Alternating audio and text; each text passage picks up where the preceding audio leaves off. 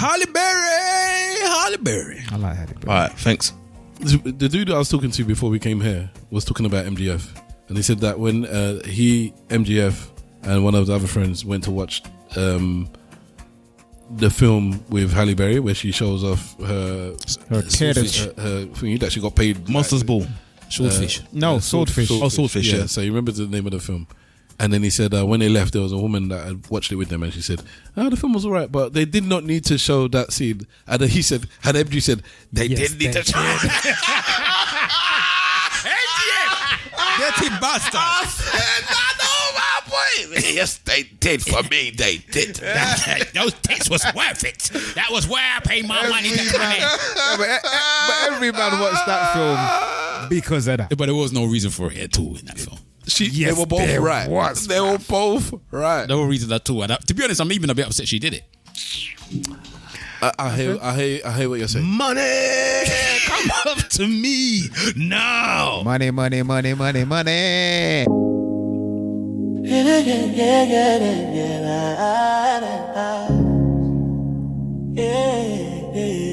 Speed it up. I know if you beg it, eloquently saying nothing. Say nothing. Soft. Yeah. Soft. ESN. Soft. Eloquently saying nothing. Yeah. Say nothing. Yeah. I know feedback. Eloquently saying nothing. Say nothing. Oh. ESN. Eloquently saying nothing. Say nothing. I know if you beg it, eloquently say nothing. Say nothing. Say nothing. I like that.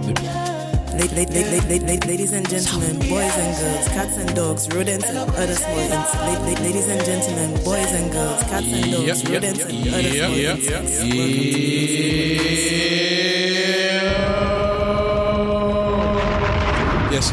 insects. Yes. Ladies and gentlemen, boys and girls, cats and dogs, rodents and other small insects. Welcome to the Eloquently Saying Nothing podcast. The date is the 21st of March 2026. The time is 20:32 or 33. Just turned 20:33. We are One Stop Dreadlock Studios in North London. And this is episode number 556 in your blood.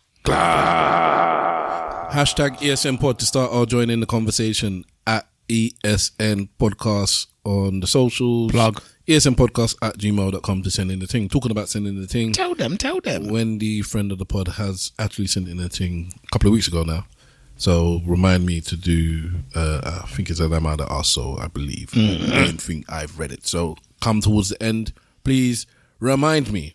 And the person who's number one that should remind me is on my right. And because he's usually on my right, I often called him the Right Honourable Gentleman.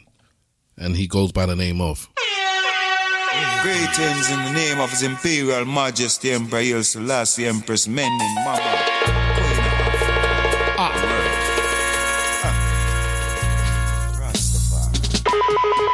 Forever. From the banks of the Nile to Portmore, Gaza, we say forever. Alliance of the Foundation. We say boom, we say bam, we say cladai.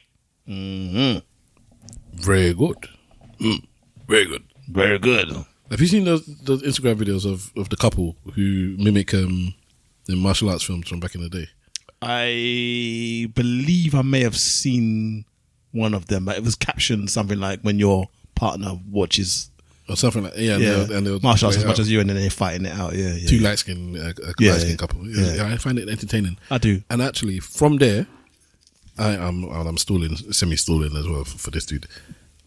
There's my brother all night, the Capadonna's first album. What's the album? Slum Village, Slum, The Pillage, which at the time, and I think it's still my favorite solo Wu-Tang album. And that's kind of sound mad sacrilege with Ghostface and Raekwon out there, but The Pillage, I don't know, maybe it just came at exactly the right time for me. But anyway, he also sampled bits from martial arts film. Yeah, and there's this bit where it's like And what do we do with her? Well, we can take her in it. And then somebody says, wait, we usually, we're professional killers. We kill for good reasons. This time we did it for small dowry. Barely nothing. We killed almost for fun. And now, you want to rape this woman? It's like, we do what we want here. Killing or raping. The pillage. That's how the song started. Okay. You could never have that in this day and age. But I actually purchased the film just to watch that scene 2 weeks ago. Is it? I went on Amazon. I said I need to hear I need to see this scene, and so I searched YouTube. I couldn't find it, but I found the film. So then I went onto Amazon and paid for I rented it. It was like £3.50. Okay. It's only 24 hours though. It's mad. Yeah, it's robbery. It's not even like I suppose when you went to the shop, you'd have 24 or 48 hours to get it back. Them young viewers, listeners don't know about that though. The blockbuster videos For joints. So what's the name of the film? I can't remember when I'll open my Amazon Prime and let you know momentarily after I introduce the person who asked me that question.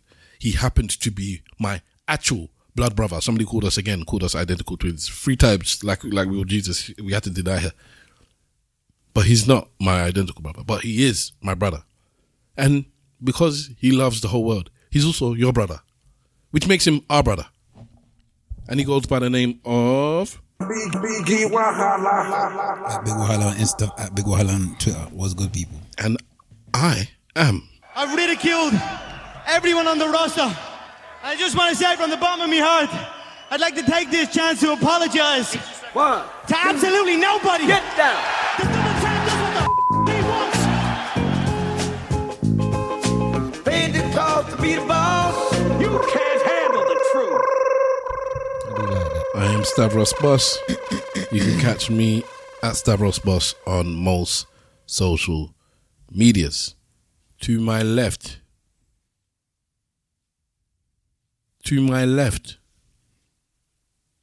Yeah, I know. We have Mr. Wolf. Wait for the wolf, who should be coming directly. You sending the wolf? You feel better, motherfucker? Shit, Negro. That's all you had to say. I'm Winston Wolf. I'm Winston Wolf. What's going on, people? Catch me on Instagram on aka Mr. Wolf, on Twitter on aka _Mr. Wolf. What's going on? I've got Mr. Washire in the house. Come and enjoy. Come, let's party. He's got some historical knowledge. I'm hoping I haven't played this before on the word Yoruba and the actual culture itself and where it originated from and where it didn't originate from. So for a little history lesson, even for our native Yoruba people that are listening, I wonder if you knew about this. The word Yoruba is not a Yoruba word. I know that makes no sense, but you get what I mean. We didn't give ourselves the name Yoruba, and the word Yoruba means nothing in the language that we speak. In fact, in the pre-colonial days, there was no such thing as a Yoruba people. We had the Oyo, Egba, Ekiti, Ijebu, and what have you, but these guys never considered themselves the same people. They spoke different languages, although the languages had some similarities here and there. The people considered themselves separate nations. On several occasions, they even waged war against one another. What we have today as the Yoruba land is a creation of the missionaries and Ajayi Crowther, but we will come to that shortly. Now, some say the word Yoruba is from the Fulani word Yariba, and that it was the Fulanis who gave us that name. But that is not true. The word Yoruba has been used to describe the ancient people of Oyo for at least 200 years before Uthman Danfodio and his son Muhammad Bello came in contact with the word. Besides, the word Yariba means nothing in the Fula language, so it couldn't have been the Fulanis who gave us the name. The word Yoruba actually owes its origin to the Batonu people of Borgu. These people are also called Bariba or Ibariba by the Yoruba people. The Batonu people and ancient Oyo were neighbors, and today most of Benin Republic is occupied by the Batonu people. The Batonu word for the Oyo people was the word Yoru, and that's the singular form of the word. The plural form of the word is Yorubu or Yoruba. This name was also popular among the Songhai people, who were also neighbors to the Oyo and the Borgu people. The Songhai people Lock off, boy. He just locked off. He just locked off. Not allowed to talk about the Songhai people. Yeah, he just locked off. They said no. Like when we were Not the about to talk Songhai. about Jews a couple of weeks ago. Sorry, carry on. Yeah. You can catch me on Instagram on AK Mr. Wolf, on Twitter on AK _ Mr. Wolf. What's going on? You can catch him at Washere, WAA_SERE on Twitter and on Instagram. Washere, come and enjoy, come and play. What does Ray mean? Ray. Yeah, you said Washere. It's Shere. Shere. That means play. Oh, okay. Or come. Because wow is come and enjoy. So in patois they say Ray when it's something is like it's not cool, maybe, I guess. Like if we say, oh yeah, we're gonna have a party tonight, we're like Ray. Okay. Yeah. Okay. I was just wondering if there was any. It's come and enjoy, come and play. Okay. Washere. Many people. Gonna be playing that song. So what go on? Lead it. I would like to apologise for the past 2 weeks, especially last week, because I didn't even give an explanation. I couldn't be bothered. I was quite upset. Yeah, I got messages. Shout out there. What's kind of with your brother? I haven't listened to last week's episode. It's my fault. It's my fault. I haven't listened. It just lock off after an hour, bro. Oh snap! And I, you know what? I actually defend it. I think the computer did the right thing. Really? So twice. No, the reason why I said the computer did the right thing, yeah, twice maybe God is on that side. because the week before it done that, didn't it? Because it ended up being a family therapy session between me, Stav, and my sister, who were clearly tired, and I don't think it would have been entertaining for the public. Personally, personally, I think it was. Oh, that's a shame, man. Well, you're narcissistic. You would think it's because it's about you. But end of the day, people are listening to the podcast. Maybe they want to hear, because some things they will relate to, you know. You don't have to worry about things being. Everything doesn't have to be entertaining. Nah, this one was even me. I was just like, if I have somebody listening to this podcast, I don't care about you enough to have this discussion. But some people can relate to your relationship between the two of you, maybe the relationship that you have with your parents, perhaps, and your sister, whoever. And sometimes these things speak to things that are happening in other people's lives as well, like similar circumstances. Let me ask you the question then, yeah? I won't ask you because of the situations, but I'll ask you, yeah? Do you think that you know your siblings? Before you go there, can I finish making my apology? Yeah, go on. No. When you're finished eating though, isn't it? That's not me. I want to apologise. That was not me. So, absolutely nobody. We've got a new laptop, and so I've downloaded a fresh version of the software that we use to edit, the Audacity, and like my brother said the other day, privately, I think it's more the software, because I was blaming the computer, because I don't rate the computer, but I actually think it's the software. So I'm gonna try and find an older version, which I haven't done yet. So I'll keep watching it. I'm busy. Eating. It's a good burger. Who told me to get food? You said you should. No one asked you to get the food, you know. But I should devil on the shoulder, boy. No one asked you. I brought you in here. I didn't get the food for you.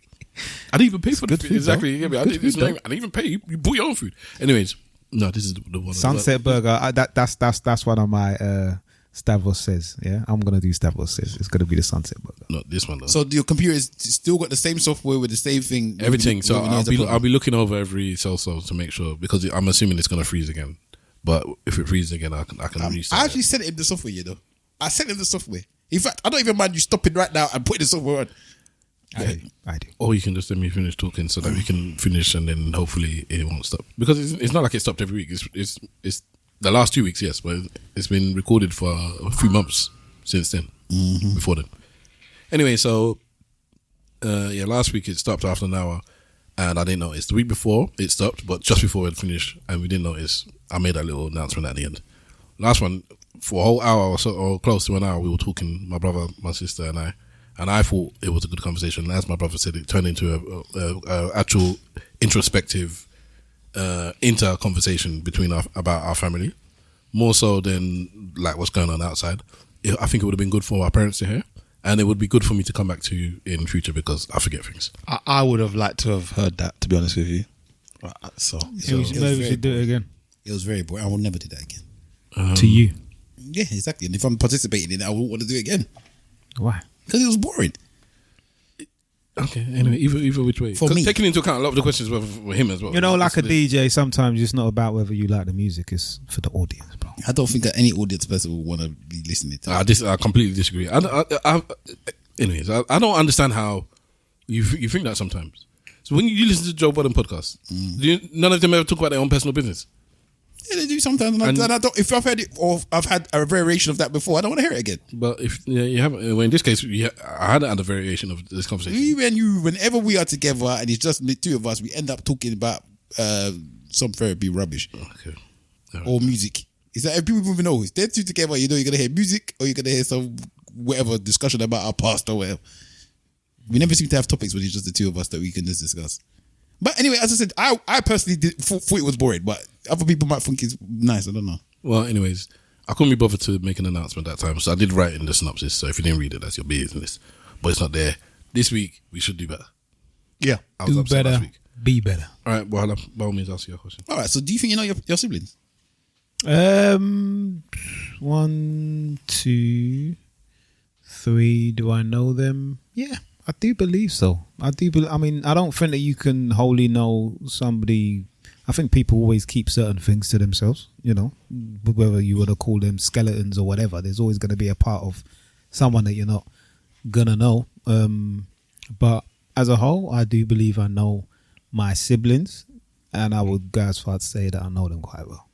Because that was part of the discussion. I was like, I don't really know Stav from a certain time to a certain time because why would I? He was at school. I don't know anything to do when he was at school. I don't know about his friendship things. And we did have a conversation about something like he was like, I wasn't very popular at school and all this type of stuff. I didn't know any of this. None of it. Because as far as I'm concerned, why do I know? Yeah, because you're not going to know everything. That's what I'm saying. So that's why I'm saying I might know him around certain things, but I don't necessarily know him. Some people you know them you don't know them at their most important parts of their life. You don't know them. But knowing someone is about knowing. For me, it's not about knowing their past or certain parts of their past. About knowing their character, innit? About their personality, their character, and things like that. I'm with Mr. Wolf. Yeah, but some of the character, the reason why you got that character is because things that's happened to them in their past. True. Yeah, but then and you don't know those things. That's understanding why they have that character. Okay, but knowing what their character is another thing. Okay, then. All right, then. Yeah. Okay, then. If you want to put it that way, I don't understand my brother then. If you want to put it that way, I don't understand how he became the way he is. And there's a lot of things in his past that I would not know about because just why would I know about it? Same vice versa. That's the therapy. And I think a lot of people's friends probably know their people better than their siblings do. Perhaps, yeah. Can I ask you another question, Mr. Wolf? Please. Of the 3 siblings that you say you know quite well, do you know their price? Their price? Yeah. Give me price. Everyone's got a price. For the $1 million man. What do you mean their price? Elaborate. So, bride price? No, I mean the price. The price is the price is the point at which you break away from who you are or the character that you know. Do you understand what I'm saying to you? So somebody's behavior will exist within certain parameters because the conditions are within those parameters. But if the conditions go outside of that parameter, do you know how they're going to behave and do you know who it would be or do you know where that parameter is for them? Where's the like triggers? Where's the price? Where is the? Everyone's got the price. Everyone's got a price. They say, yeah. Maybe price. I'm putting value to. Can I give you some examples potentially? Go ahead. Your boy is your boy. In fight, he'll back you. You need money, he'll lend you money. Girl, snake you. Somebody else, it comes down to time. If you need this, if I got time for you, but when I need something and I have to split my time with yours, latency. Some people put their misses, they get a missus, all of a sudden forget about you. That's their price. As in, where does the person change? Like, I thought you were on this road, and then because of this thing, for some people it's money, because it's easy. We can just, the money thing is just like, oh, you got money, you change. Like, not really. The money just showed who you were. Because you're broke, you can't afford to be your bastard. But now you're rich. Now you're rich. You're showing me how much of a bastard you are. So money's a thing. For some people, it's time. For some people, it's not money. Like what we mentioned during the pod last week is that at some point I got some sort of status in the world, and for some people it's like, oh, me and you were nerds together. Then for some reason I've got some status latest to you. That's that person's price. Like, oh, so now you got status. That's who you are. So it's your price. Not mine. That didn't happen with me. But I would say, for me, when you ask that question, I think my price potentially could be, not so much now, but if my parents had passed when I was young, I might have turned into a demon. Maybe it's like I'm being the person I am, so I can be there, be a good child to my parents. But if they were not there and I didn't have to prove anything or be nice for them, then maybe I wouldn't have been a nice person. Maybe that's the price. My parents are the price. I don't get him. So. Was I accurate? Am I wrong? Yeah, you're all right. All right. So you could say with your... So, okay, I'll look at my sibling then. So you asked a question about siblings. Because I'm struggling to kind of understand it still. His price is gone a long time ago anyway. My brother's a bastard, so that's just the end of it. Thank you. My brother's passing was my brother's price. If that's how we're looking at it like that. Right, okay. I believe So he changed, are you saying? Mentally, there was an awakening within my brother. Okay. Where it's like, oh, life is not infinite. Aspects outside of X and Y can change my mentality or my family. So I'm going to make sure that I'm happy. I'm going to make sure that I'm looking after myself and those who I care about. And if you're outside of that circle, I'm not really interested in it. So the question is, sorry to cut you, just remind me of what the question is, please. Do you know what your siblings' price is? Okay, so the individual siblings, what their to price? me that's triggers. Okay. Do you get what I mean? Kind of major events in life that could perhaps change their personality and perspective of life. Is that kind of what you're asking? I mean, it can go in that direction. Then yes, I would definitely know what they are. You know them for all three of them, yeah. I've got an older brother, an older sister, and a younger sister. And I think that me and my younger sister are pretty much alike. So yeah, I would say that I know, but maybe if I discuss that those things to them, they may say that I've got it wrong, but I believe I know. When was the last time that you sat down with your siblings and talked? It's a good question again, because when you were saying that that you wouldn't ever do that again, I was thinking, bruv, like these are things that you should do. And it's not like I spoke about the DJ. A DJ doesn't necessarily play the music that they like; they do it for the audience. So Stavros has mentioned a lot of the time that he does a podcast, for his children, right? So they can have a listen later.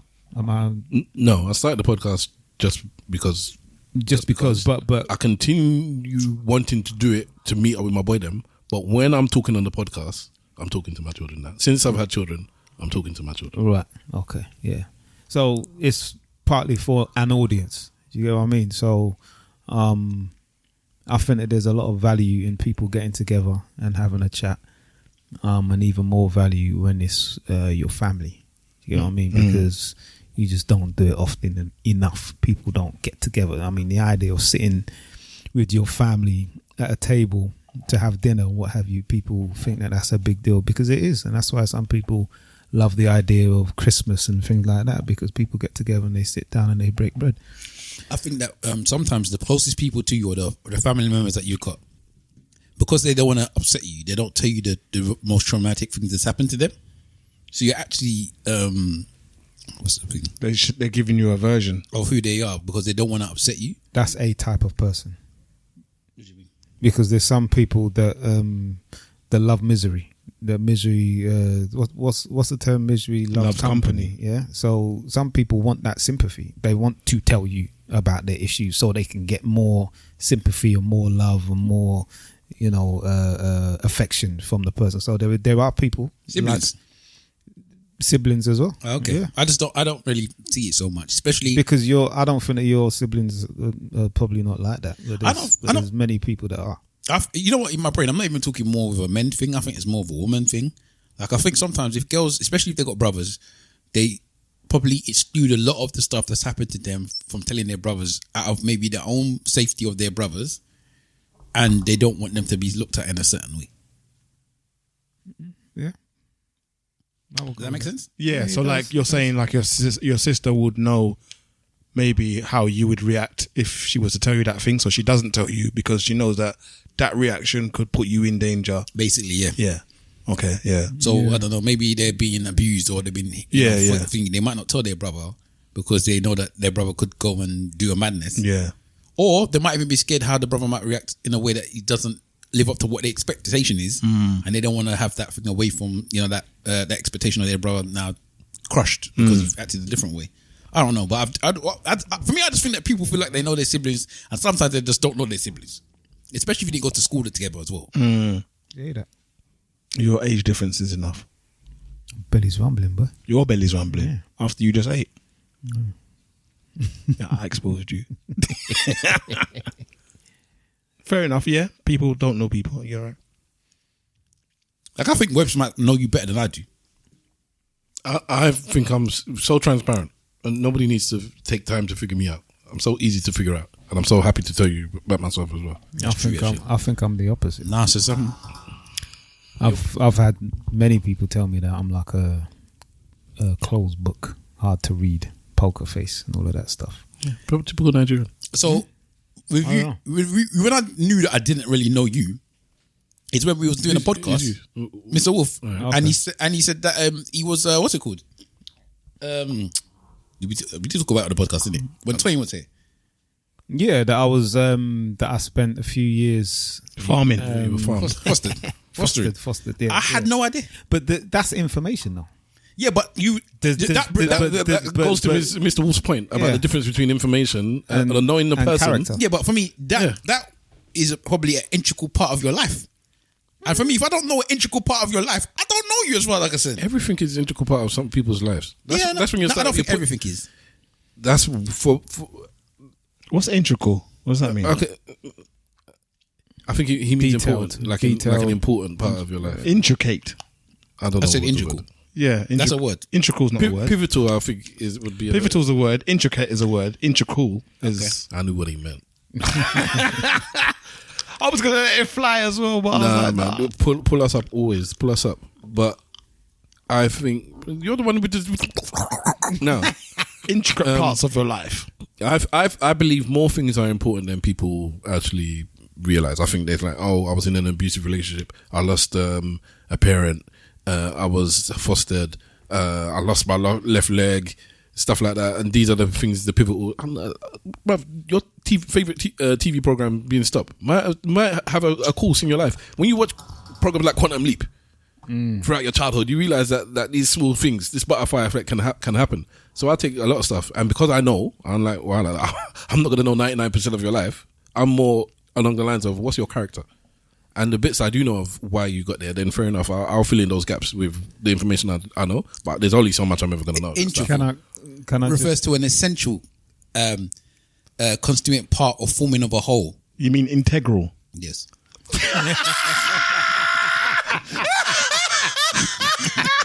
You need glasses, bro. He doubled down on the nonsense. Shout out Ty. Need glasses still. Just to give the audience and new listeners. That's really bad, man. We can't read. Reading is fundamental. Very much. I spelled it wrong. Just so the listeners know, like there was no farming going on in my yard. You get what I mean? I know you didn't mean it like that, but sorry. Farming is when West African, mostly Nigerian parents have come to this country and they can't take care of their child, and they leave their child with a English person to take care of their child, to foster their child, and then sometimes they'll go back and forth to Nigeria, or they find out that they can't take care of them. I think no, all of that is spice on the thing. The first part was that's it.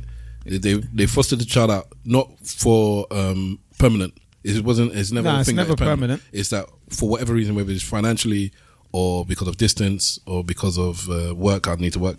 I can't. Could you check for me? I can't 100% look after you, so you get fostered out. Okay. Well, anyway, in my case, it was my dad was working and my mum went to university, and that was it.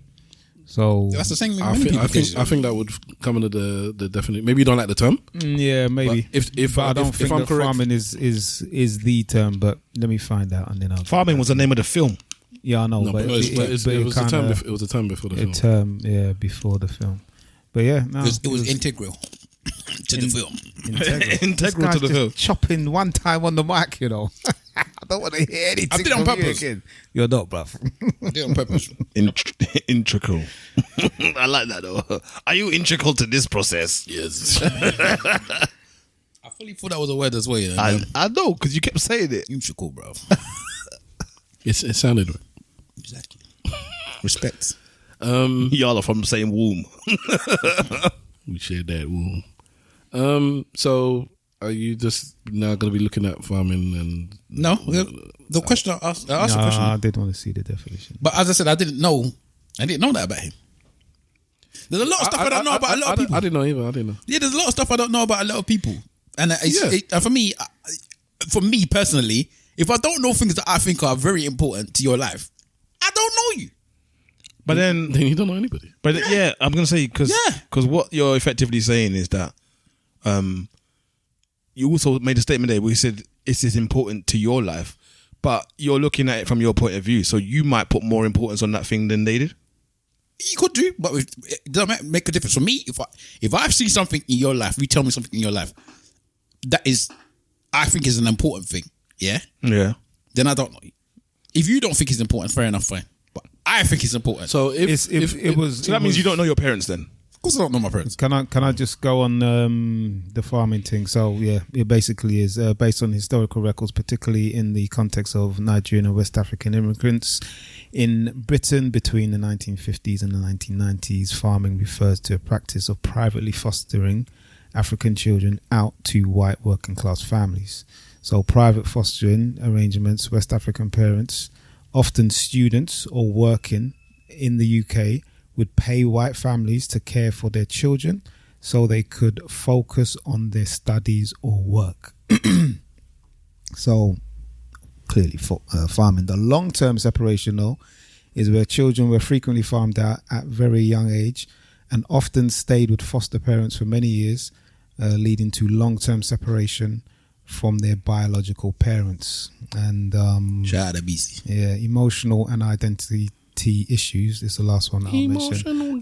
The experience often led to significant emotional trauma, issues with identity and racism. Many children felt caught between two cultures and struggled to connect with their birth parents later in life. And this is definitely not something that I dealt with. Dangerous conditions. In extreme cases, this unchecked private arrangement led to neglect and abuse, with some children suffering severe health issues or dying in foster care. You say cultural disconnection, and I'm sure you can imagine what that is as well. All right. So when you mentioned the cultural thing, and then you said that definitely didn't affect you. The emotional and identity issues. All right.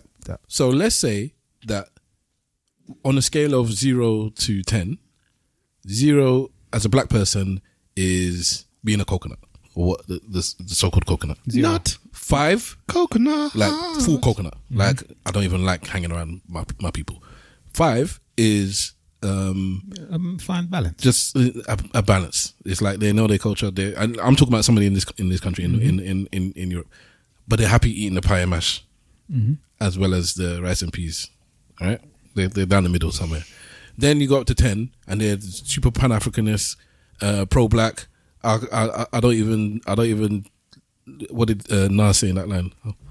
I don't even like taking cotton out of aspirin bottle. Again, for anybody that's below a certain age, you won't even understand. You won't even understand that line because I don't think that even happens anymore. They don't put cotton in you know what I'm talking about. Mm-hmm. Of course I know what you're talking about. Yeah, man. It's not a common thing now. Yeah, I would say up until about 5 years ago, they were still doing it. 5 years? Nah. Yeah. I haven't seen that when do you take drugs? in decades. Supplements. I take food supplements. Yeah, but they don't really do that in the supplements. They do. before. That's what I'm saying to you. Up to 5 years ago, I would definitely, 100%. All right. Well, now they put the plastic thing on the top, so you know. Biotin. So that's a nice line. Pro black. I don't even take cotton out of aspirin bottles. Mm-hmm. That's 10. What number would you give yourself? 9 or 10, bro. Okay. Some people might argue that if it wasn't for certain experiences in your life, you might be closer to a 5.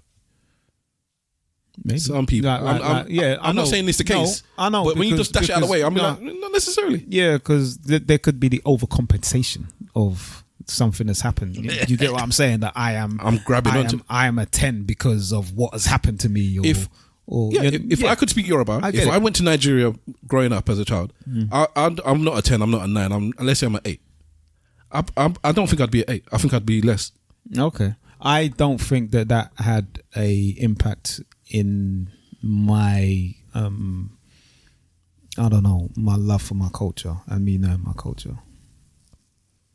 And I would like to hear what my brother and sister says about that, because my younger sister didn't experience it. Does she feel like she's the odd one out?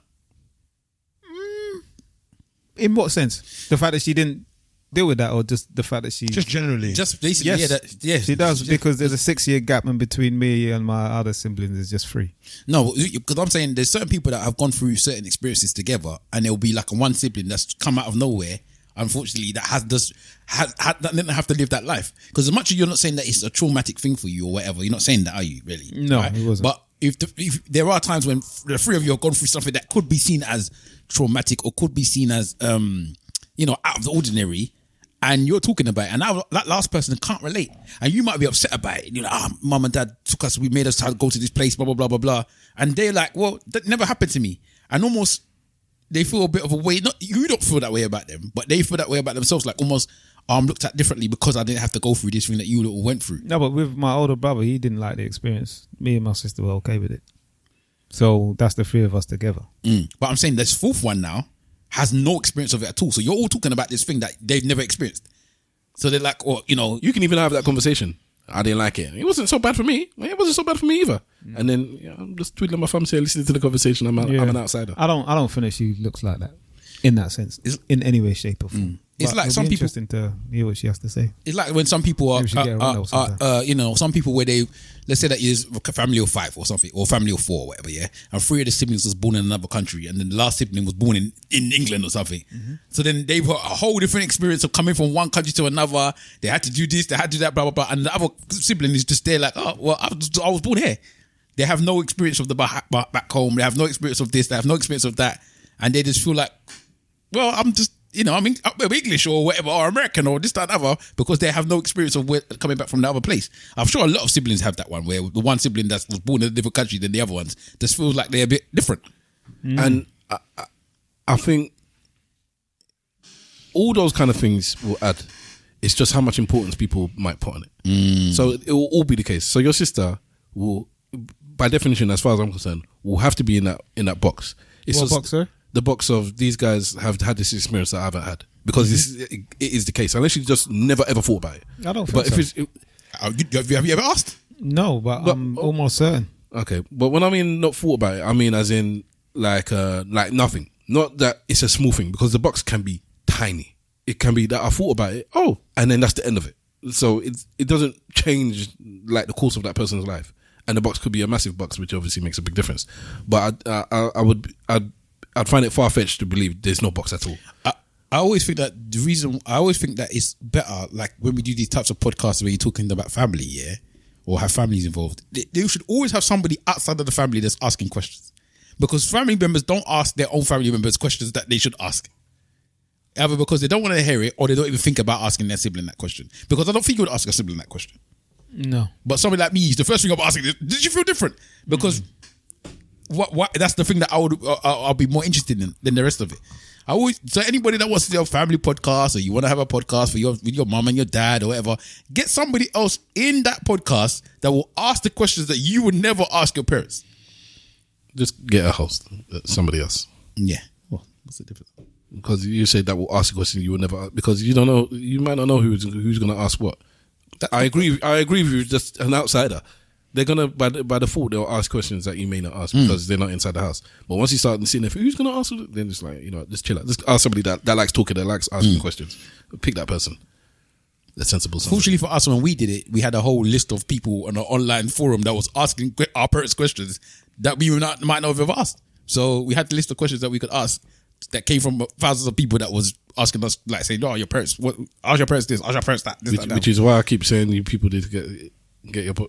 I don't know why you haven't done it. Yeah, I haven't done it either. What's that? I've told you guys to get your parents on the pod.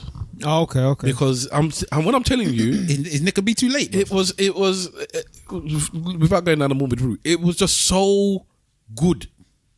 Like Wahala said, and like has been proved in this conversation, it's just something I never would have spoken to them. There are things I know about my parents because they were on the podcast, and some random person on ESN said, "Ask your parents this," and this is what close to 20 years ago, all right, whatever it is, 15 years ago, 14 years ago, whatever it is. My dad will fall asleep.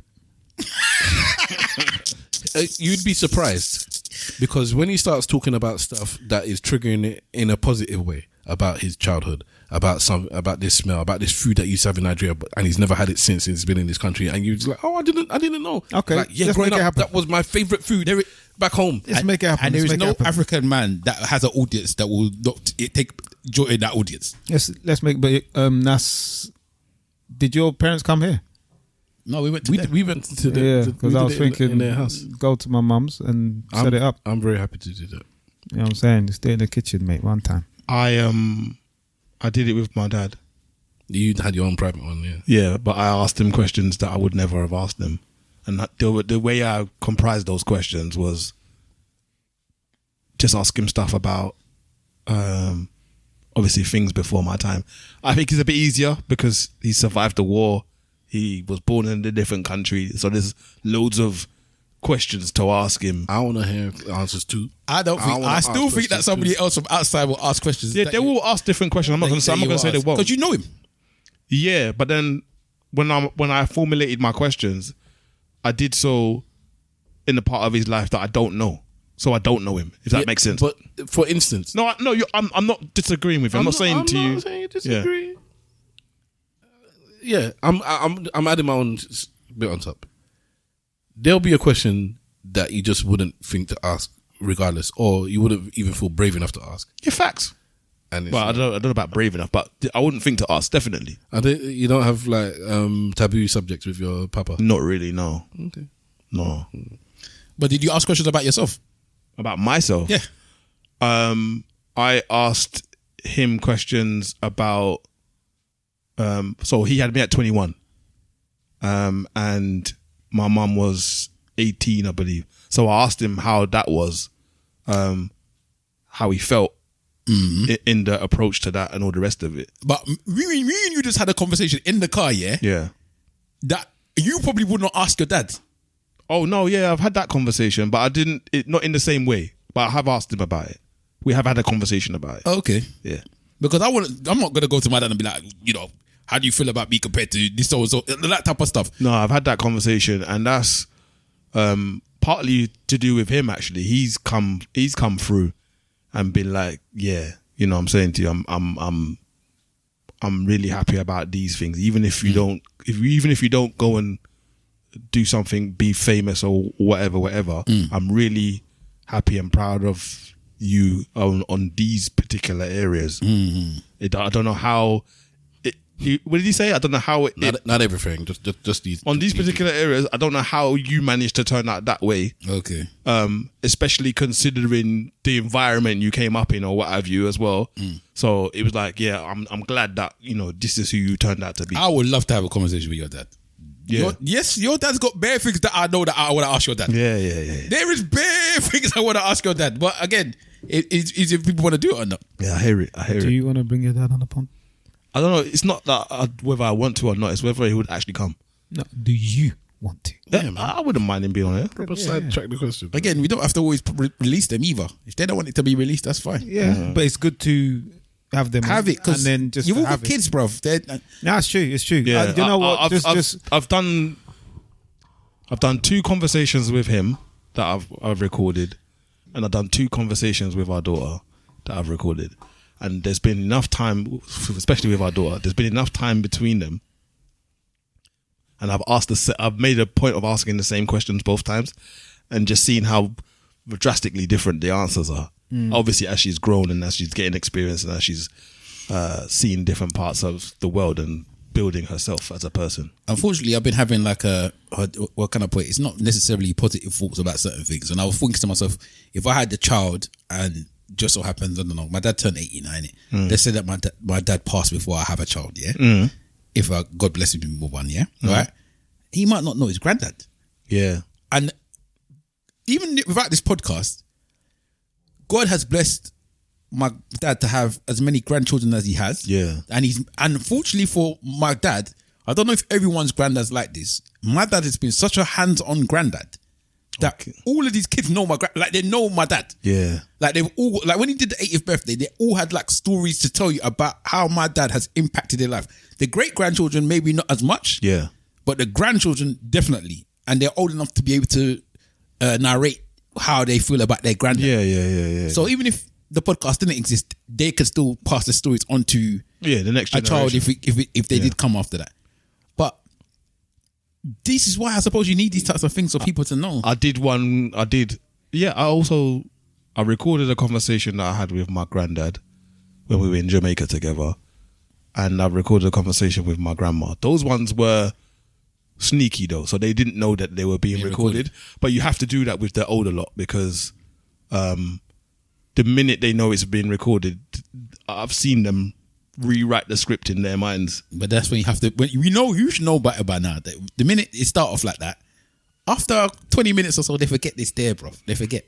They forget. I mean, maybe, yeah. They forget, man. But yeah, so I got a good one with my grandma. She, I never met my granddad on my dad's side because he died during the war, in the Biafran war. So I basically had a conversation with my grandma and I asked her about him because obviously I didn't know him or whatever. And yeah, you see her face light up a different way. You see her actually sitting down, interrogating her memory to bring you out the information. Do you get what I mean? So like, as a process, it was an interesting process for me. And I'm glad that I did that sneaky recording. Many people are inherently happy to talk about their good experiences and maybe even some traumatic experiences if that's something they're happy to talk about. But it's not often you go around and start asking people about their history. People, especially older people are not sitting them down and saying, oh, tell me about this, tell me about that. It's like they're fed up by that point. It's like nobody wants to hear what I've got to say. There are services that you can pay people to do this. Where I hear on my podcast sometimes where they advertise it, where it's like you pay them, they send a pack out to your parents. It says this is the premise. You sit, and then there's a bunch of questions that they ask. I think they record the audio. Stop scraping your things. Sorry. I don't know if they do the video, but I believe they do the audio and they record it all, and then they compile it for whoever's paid for the package. And I don't know if it's meant to be passed out at the time or later on. But it's a natural service that people are charging for, and I wholeheartedly defend it. We should also be doing it. But anyway, yeah. I mean, so yeah, I do agree that is an interesting experience. I do agree. I do ask them questions. I got to the point where, and it took me longer than it should have done, but because she lived to 97 years of age, you kind of think, right, that's almost a century. So like things were very different back then. So let me pick her brains to see what she remembers and how it was. Like I remember I was asking her who her favorite music artists is. I can't remember who she said, but when I looked it up, it was just some grey woman, and I'm just like, why was this your favorite star at the time? And then I was like, who did you like? Well, she might have been of age when that person was popping. Yeah, maybe that's what I'm saying. Like, who did you like as a like there was male actors or whatever that she really liked or she thought were handsome or whatever. She told me who there was, and I was just, again, I googled it up. It was just some grey guys, and I'm just like, Grandma, what going for this? You also have to remember that when your grandma was of a certain age, they was only getting certain information. Of course. So they weren't getting access to all these different things. Course. So if it might be James Cagney, because James Cagney was the biggest actor at the time. That's the only person she saw in Nigeria in any program or this, that, that, other. It's a bit different for that age because they didn't have the information that we have. Yeah. But again, obviously, because she's from a different time in a real way, some of the stuff that she's describing, it's like, you can hear how fluidly she's describing it, that it was normal to her. But to me, I'm just like, I'm even finding it difficult to get a mind space of what it is you're talking about. But what did she talk to me about the time? The joy of Akara. Yeah? The joy of Akara. She's telling me about how, where she used to walk to work, obviously. And she would walk past the Akara woman. And buy stuff. And she would buy something. And she said it never, ever reached the house. Ever. See, my dad was talking the same thing about, what did he say that he used to like? I think it was, was it, I can't remember, what's the one, I don't know why I'm going to bother with him. I don't know why I was out of stuff. But it might have been beans, actually. It might have been Akara as well, you know? It might have been that as well. Yeah. And he was talking about how he used to buy it from the street. And I know he used to like bolly as well, bolly and nuts from the street. Stuff like that. For them, it's different, isn't it? We're not gonna go around to tell our children. Remember, we used to go to the chicken shop. You know what I mean? Yeah, it's true. But for them, they had different experiences, different things. If you saw the way her face lit up, and she's like, this woman, she said she'll never forget the woman. She said even till today, the best Akara she's ever tasted is from that woman there. And she said, that's the one. That is the one.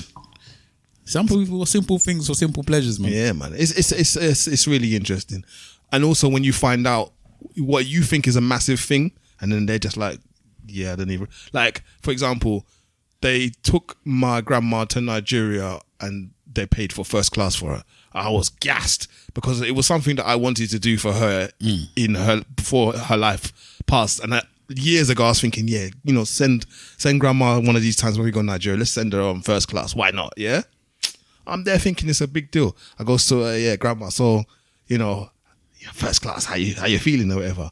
And she goes to me, what do you mean? I said, you're going on a plane first class for the first time. How do you feel? She said, oh, darling, it's not my first time. Yeah, they'll tell you, you don't know. And I said, what? She's like, yeah, your grandfather took me somewhere on first class before. I said, okay, where did you go? I don't remember. I said, wait a minute, what? You went first class for the first time in your life and you don't remember where you went? I don't remember. Listen, Nigerians of old was doing bits, you know. I'm telling you, bro. When it was 1 for 1, they were enjoying life. Trust me. They were enjoying life. When she told me that she'd already been on first class, and it was so long ago, and you lot are now making noise like it's something new, I said, oh. Yes, because you should always remember, Niger know they carry last. It's true. But again, this is the other thing. She had tea with the Queen. The Queen invited her to her yard, and they had tea. And I said to my grandma, are you chatting? She said, no, I got the invitation. We went, they invited us to afternoon tea. I said, us.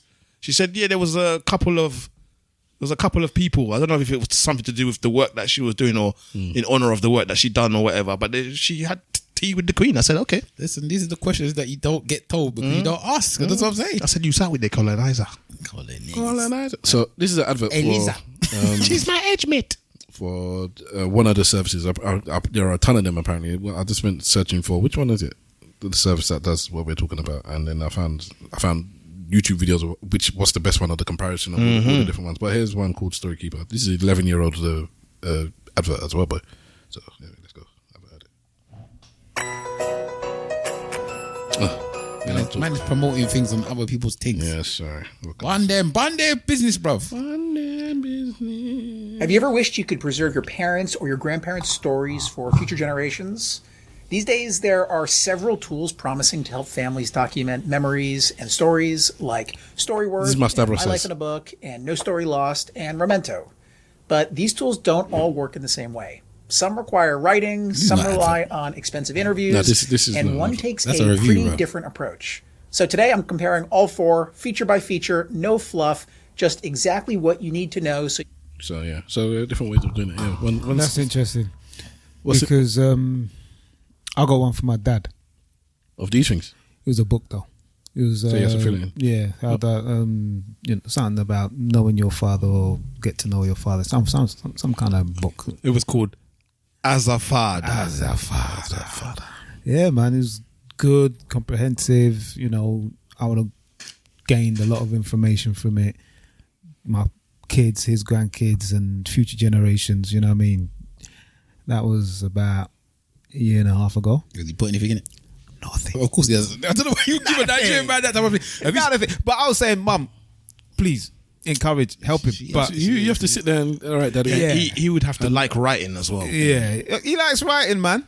He does. He doesn't want to write you that. know, these guys are writers. They don't do text and type and things like that. These guys. It's like that video. Who is these guys? You know, have you seen the trend that's going around at the moment? Where they're like, what would you like? Like children are asking their parents, what would you like in the 90s? Yeah, I've seen it. Have you seen it? Like, so basically, the kids were like, what would you like in the 90s? And then they would just show their like what they were doing. So I saw, who was it? Gabrielle. They know the one patch eye, Gabrielle. Yeah. So she was just showing all the different awards because that's when she had dreams, isn't it? She had all the mobile awards, this award, that award, blah blah blah blah. When she's in the 90s, and a lot of people are doing that. This is what it kind of is like when the children ask you, "What are you doing in the 90s?" Yeah. Like, if your child asks you, "What were you doing in the 90s?" How would you? I was a teenager. Yeah, but you was doing bits, I suppose, doing what you like. This type of music, you have pictures of you in the 90s. No, in the 2000s. You will have pictures of you in the 90s. Not many. Our parents do not have pictures of us in the 90s. Go and find pictures of me then. All my pictures are gone. The forgotten child. There we go. No pictures of you. Did I say that? No one wants pictures of Stavros. They probably couldn't develop any with your Man black sounds stuff. like Michael Jackson when he said that. You said the pictures are gone. What does that mean? I lost my child photo. My child photo album is missing. Oh, so the family. If we have family albums. Yeah, but even then, some of those are missing as well. But we have family albums of birthdays and random pictures. Yeah, but my one is gone. They can't find mine either. I don't think. Can't find any of them. We had so many. It was burning in a fire, bruv. Yeah, in the backyard, in the shed, fuming. Very much so. But these are those apps or are they websites? Websites, I believe. Because I'm gonna definitely utilize them. I'll send you the link. We just said we'll do one for you, and you're now using other outsiders. Sorry, did I miss something? We said you do your dad's podcast. We'll do it for him. We'll ask him the questions. Yeah. But I also want, you know. You bought one. You want to. You bought one. Okay, no worries. Yeah, I want that one. But you know, to get them to sit down and do the pod is going to be a challenge in itself. But definitely go down to my mum's house and my dad's house and let's do the this thing, bruv. Just no long term. Don't bring arms ass to your mum's house. Nah. Just bring yourself, man, and conversation. It'll be good. All right, I don't know if I've played this on the pod, so stop me if I have. Stop me if I'm wrong. I have a really close friend with whom I had a sexual encounter with long before I got married.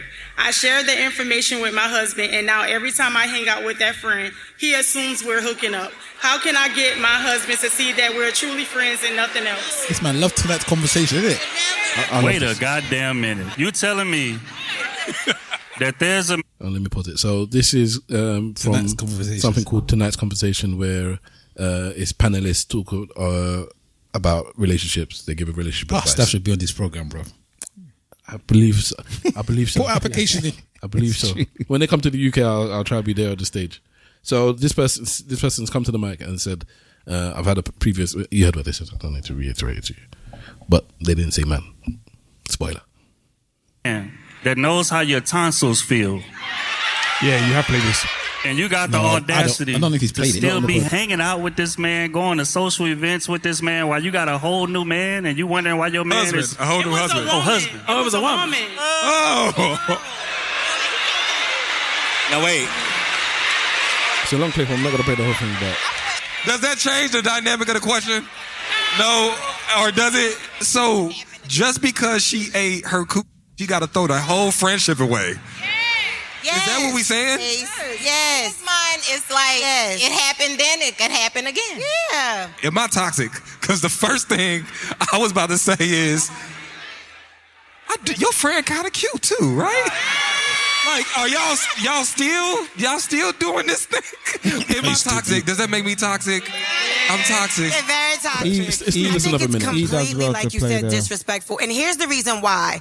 When you're someone's friend and you've been intimate, you have the blueprint to what that relationship can look like. I'm confiding in you. I'm trusting you. I'm telling you what my man is doing that's hurting my feelings. I'm telling you I didn't like the way he did this, so he took out the garbage. The house smells stink. He didn't. I'm telling you every single thing. So now you on the sidelines, you already know intimately what I like, but now you also know within my safe space of my husband or my boyfriend, whatever it is, where we have trouble. So you have a guidebook to my relationship. You got the cheat code because I'm sharing, I'm vulnerable with you, but then you also got me intimately. Either way is disrespectful because any given moment, this person could creep back up when that one ain't doing right because you already know what you had. Check. So if I go by the facial impressions, I believe most, especially the women, we're not on it. It's like, that's disrespectful. So the woman's come up, I've been in a sexual relationship in the past, I'm just friends with this person now, my husband doesn't like the fact that I still hang out with this person. And I think the women were like, I fully agree with your husband, it's disrespectful. And then when she mentioned it's a woman, I don't think it made any difference. And then the last woman explained that because this woman knows you intimately in this way, they could have nefarious stuff that can turn out when you have issues or potentially have issues with your partner. Your guys' views on this, because I'm very different from this, and we know that you're different, bruv. Just your view. I'll talk about myself. Are you gonna? Yeah, I think that people focus too much on the other person and not their actual person themselves. I don't care about what the friend could potentially do or not do. I care about my wife. Yes. So if I don't trust my wife, then all of these things matters. If her telling all of these stories about what I've done or I didn't, clean the bathroom correctly or whatever thing that she's annoyed at me about this week, if she's telling her friend, so what? That and the friend that she's had sex with, so what? In the end, it's how my wife behaves is the thing that matters to me. If this person is going on trying to, entice my wife or try to get with my wife or this, that, and the other, I need to either have the faith that my wife is sensible enough to distance herself from this person if that's the case, or remove herself from these acknowledgements, even if this has to dismiss them. What I'm not worrying about is the other person. That's how you. I never worry about somebody else with my wife. I worry about my wife. That's all I have to worry about. I'm the same as you, apart from, which I'm sure you just left this bit out, unless it's somebody's going to overpower my wife or be violent with my wife. Yeah, but I'm talking about this capability. But that is usually the red line that Wahala usually goes into that frame. I'm surprised you even mention it. Because I don't see it that way. They're friends, isn't it? Yeah, up until whoever, it doesn't matter who it is, if they're not a threat to my wife, then I'm not worried about them. I'm worried about my wife. I'm worried about my wife. That's the only person I can worry about. Because that's the only person that owes me anything. Don't go to me like you owe me anything. The only person that owes me anything is this woman, not her friends. So I need to respect you and I need to trust you that you can handle your situation and that business. It's almost like that same video where we talked about, I think it was last week, but we didn't speak about maybe on the podcast. The video where the man was in the shopping center, or sorry, was in a shop, and some man just approaches his woman and grabs her hand. And the woman's like, "Oh, you're not gonna do nothing." And the man was like, "No, I'm watching to see what you heard when we spoke about that." Yeah. Last week, there must have been last week on the pod. That's how I see it. Like I trust you. Like if you're in trouble, as Sav says, if you're in jeopardy, fine. But I expect you to just tell the man, "This is my husband," and be done with it. I don't want you to. Why are we having a chit chat? Why do you need me to jump up and say, "Why?" Just say, "This is my husband. I got a husband," and that should be the end of it. You shouldn't be enticing fights with me anyway. Some women want their man to fight for them. Yeah, I've heard that, and it's dumb. Yeah, it might not be dumb. It's like it can be like a carnal feeling until your husband now ends up dead because of something that didn't need to happen. Yeah, but not necessarily, or in prison. This is an example of, you going to the extreme. I mean, just standing up. Yeah, I mean, look, if someone moving to your woman, just stand like. Personally, I'm not just standing there watching. I will actually be like, what are you doing? Like, I would also expect my woman to also play her part. South London. If the man didn't know, then I have no problem. Yeah, but in that video, he knew, right? Carry. he was doing it for and I think it's a fake video anyway. But let's just go by what Big Wahala is saying, in it, like he didn't know. You get what I'm saying? Oh, so he doesn't know. Yeah, let's just say that I'm on another aisle. He's moved my woman. Then I'm expecting her to be like, mm-mm. You know. But if I'm there, I'm not just going to stand there and just watch and see what happens. No way. Mm-mm. I can't do that. Listen, I'm not going to stand there and watch and see what happens, but I'm also not going to be the one. I would expect you to open your mouth to say to the man, yes, this is my husband. I would expect her to also play her part. But if someone's now touching my woman, and then I'm just going to be like, let me see what this woman is going to do. Nah. Yeah, but you might not have seen the touch. You might not hear her talking to the man and you just be like... Yeah, but I'm going by the premise that I'm there and I can see what is happening. Mm-hmm. You know, if I'm in another island or maybe we've got my back turned, that's another thing. You know, but everything that you said relating to the situation, I was giving it quite a bit of thought. I can't disagree with anything that you said there. So this is to the video that I played. It has to be like that. So you have no issue with your woman being friends with somebody she slept with before? No. The only issue I would have is if I could see something's going on. I'm telling you that this thing is going on. And even then, I'm just telling you, innit? Look at this thing. Like, and you're oblivious to it. Yeah, the thing is that that tends, like, it is possible. I believe it's possible. There's a lot of women who don't, and I think it's mostly women, don't think that it's possible for a man and a woman to be friends without coitus. Yeah, without going the extra mile and no. You have to be very quick. And a woman that they find attractive, that they think is an attractive woman. Because if the woman was a Helga, ugly woman, they won't feel too way about it. Exactly. But the minute they think that woman could be half attractive, exactly that, then it's a problem. Exactly that. So, you know, if you know, you've got yourself a girlfriend or a wife and you are good friends with this individual, that individual is a good looking woman, I think it's possible for those two people to be in a friendship with each other without going into that place where they start doing things that are against the grain of what a relationship is. But if they have previously slept with each other, I can understand where there can be some kind of insecurity. I can understand it. Personally, not me. If my woman was saying there's nothing there, she's looking me dead in the eye and say, you don't need to worry about that there, then I'm gonna believe her. It's almost like when if you ever date a woman that's got a child before you and they get along with the father of the child, they're always gonna have now this inkling every single time this man can go through again. Like, it's just, if you're living your life like that, bro, it's just too much palaver, to be honest. Yeah. I mean, you know, I just think that it's more about the relationship that you have with the partner than what is going on with the person outside. But at the same time, just like you alluded to, if you can see that this person is in some ways testing the waters or taking liberties, then, you know, again, I'm expecting her to play her part more than any part that I would play, but I would not just stay silent.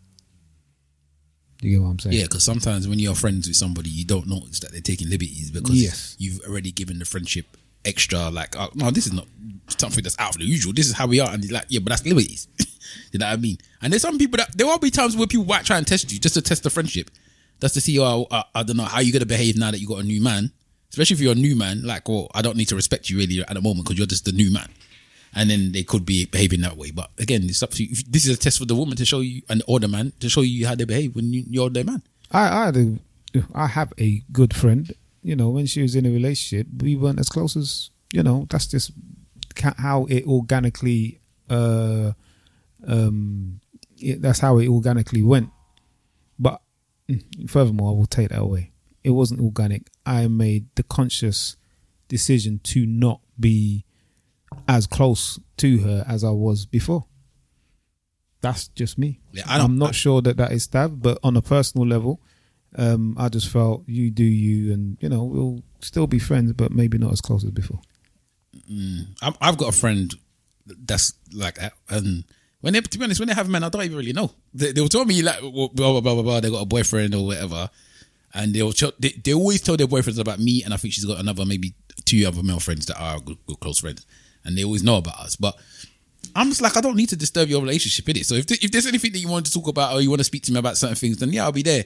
Parties, yeah, I'll be there, blah, blah, blah, blah. But it's not like I'm rocking up to your house all the time anyway. So they see me when they see me. I'll talk to them when they talk to them. I'm not going to push any drama into your life. But a lot of men, you say women, a lot of men are insecure about their woman having a male friend. A lot of men. And again, it depends if that man is 6'4" with a nice, mature, groomed beard, you know, and well built and Tedley. You know what I mean? You know what I'm saying?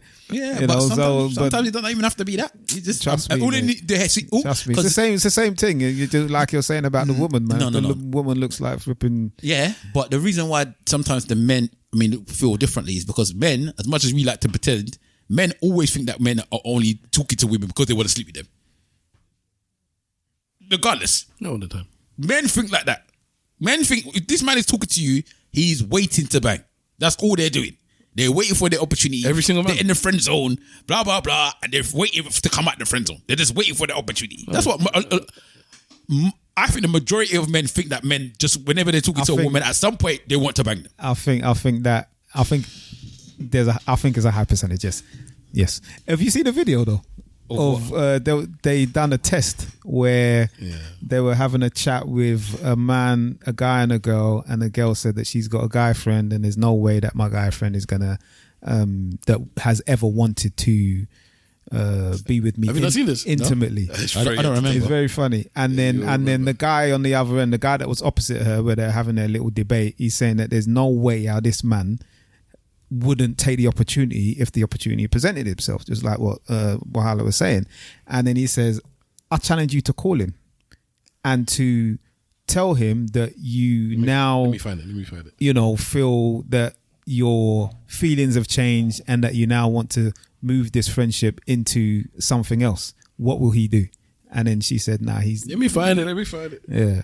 It was very entertaining, but I do believe it is a high number. But there's also a good core of good men that won't do it. I'm not saying including yourself. No, I'm not saying that there's not men are going to do it. I said the boyfriend thinks that every man wants to sleep with a woman most times, because men just think men want to sleep with women. That's the only reason why you're even conversating with them. Why would you even talk to a woman unless you got to sleep with them? A lot of men think that way. Yeah. So why would they decide anything different because you're her friend? You're just waiting to bang. It's just that you can't bang my girl. That's where the ego comes in. You can't bang my girl, bruv. But you're waiting though. You're waiting for the opportunity for me to slip up, for me to do something wrong. That's why when they do something wrong, the first thing, you go tell your brethren, innit? Go tell your brethren. You remind me of a girl. You know what I mean? But yeah. It is what it is, isn't it? It is what it is. Simple. It's a shame. I found a full video. I'm just trying to find a short thing where somebody's actually edited the. Just cut out the pieces that you want. The good bits. Is that on YouTube? Yeah. Press shorts. You should be there. You are going to teach him how to use technology. If you can't find it, you could just tell us. No, I told you. That's it. But it's just more entertaining when you actually listen to it or watch it. Yeah, because I remember that clip. She was dead on, bang on that. No, it's not going to happen. Yeah. And he was like, try it. Let me just get and she tried it, and then she had egg on her face. She was like, oh, yeah. But it's the way the conversation on the phone was entertaining. It was funny. It was very funny. Okay, are you still looking for it, or are we just going to carry on with the podcast? Are you got it? I'll find it. Go on, Simple. Okay. Answer the question. Oh, you found it. So I'm gonna ask you. You answer, sorry. Yeah, so I'm not that way inclined as well. Same thing what Mahala was saying. You kind of have to look at your partner more than anything. I don't automatically think that just because you've slept with somebody before in the past and you're still on good terms with them, that necessarily means that you want to sleep with them again. I don't. Do you think that most people that have good sex can still be friends after? Yes. Good sex. Yes. Yeah, but why does it have to be rubbish? You can think of the good. You can reminisce. Yeah. Yes. You can reminisce. Yeah. Because I'm saying that's the dangerous one, and that's usually when I don't want to talk to this person anymore because they know better. Like, stay away from me. because you're that person that will relight my fire. I don't want you to be around me. I know that if I'm around you for too long, regardless of who I'm with, I want to bang you. So those are the ones that most people are not staying friends with when they get into a relation. Okay, I don't know. That's the fight for what's it called? Smash glass for dick or project banana. There's a good point there, because my wife would have more to worry about the person that I said I'm going to stop being friends with, that I've had a relationship with in the past. If we weren't beefing, then the person I said I'm still going to be in a relationship, I'm still going to have a friendship with. Because if I was friendly with, you were friendly with both of them. Yes. You didn't fall out with either one of them. No. You don't have any beef with either one of them. No. But one of them you're saying you're going to stay with your friends and the other one you're not. Yeah. Then why? Because you know. It's two reasons. One is that I'm much closer to this one. We've gone through more with that closer. I can't see myself distancing myself from that one. Or the poussoir was so good. I can't stay around this one. I don't need the temptation. The energy. I want a good I want a good relationship with you. And having that person around me is just gonna frizz the electrics around the penis. But then that just goes to show that that you can't be friends with that person because of the memories. With that one, you could be, but it's just dangerous.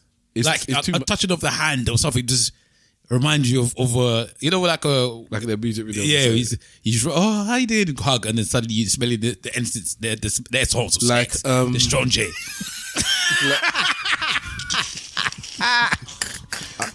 If you guys will remember, there is somebody in my past where she would not let me in her house unless her dad was there, and her dad did not live in the country.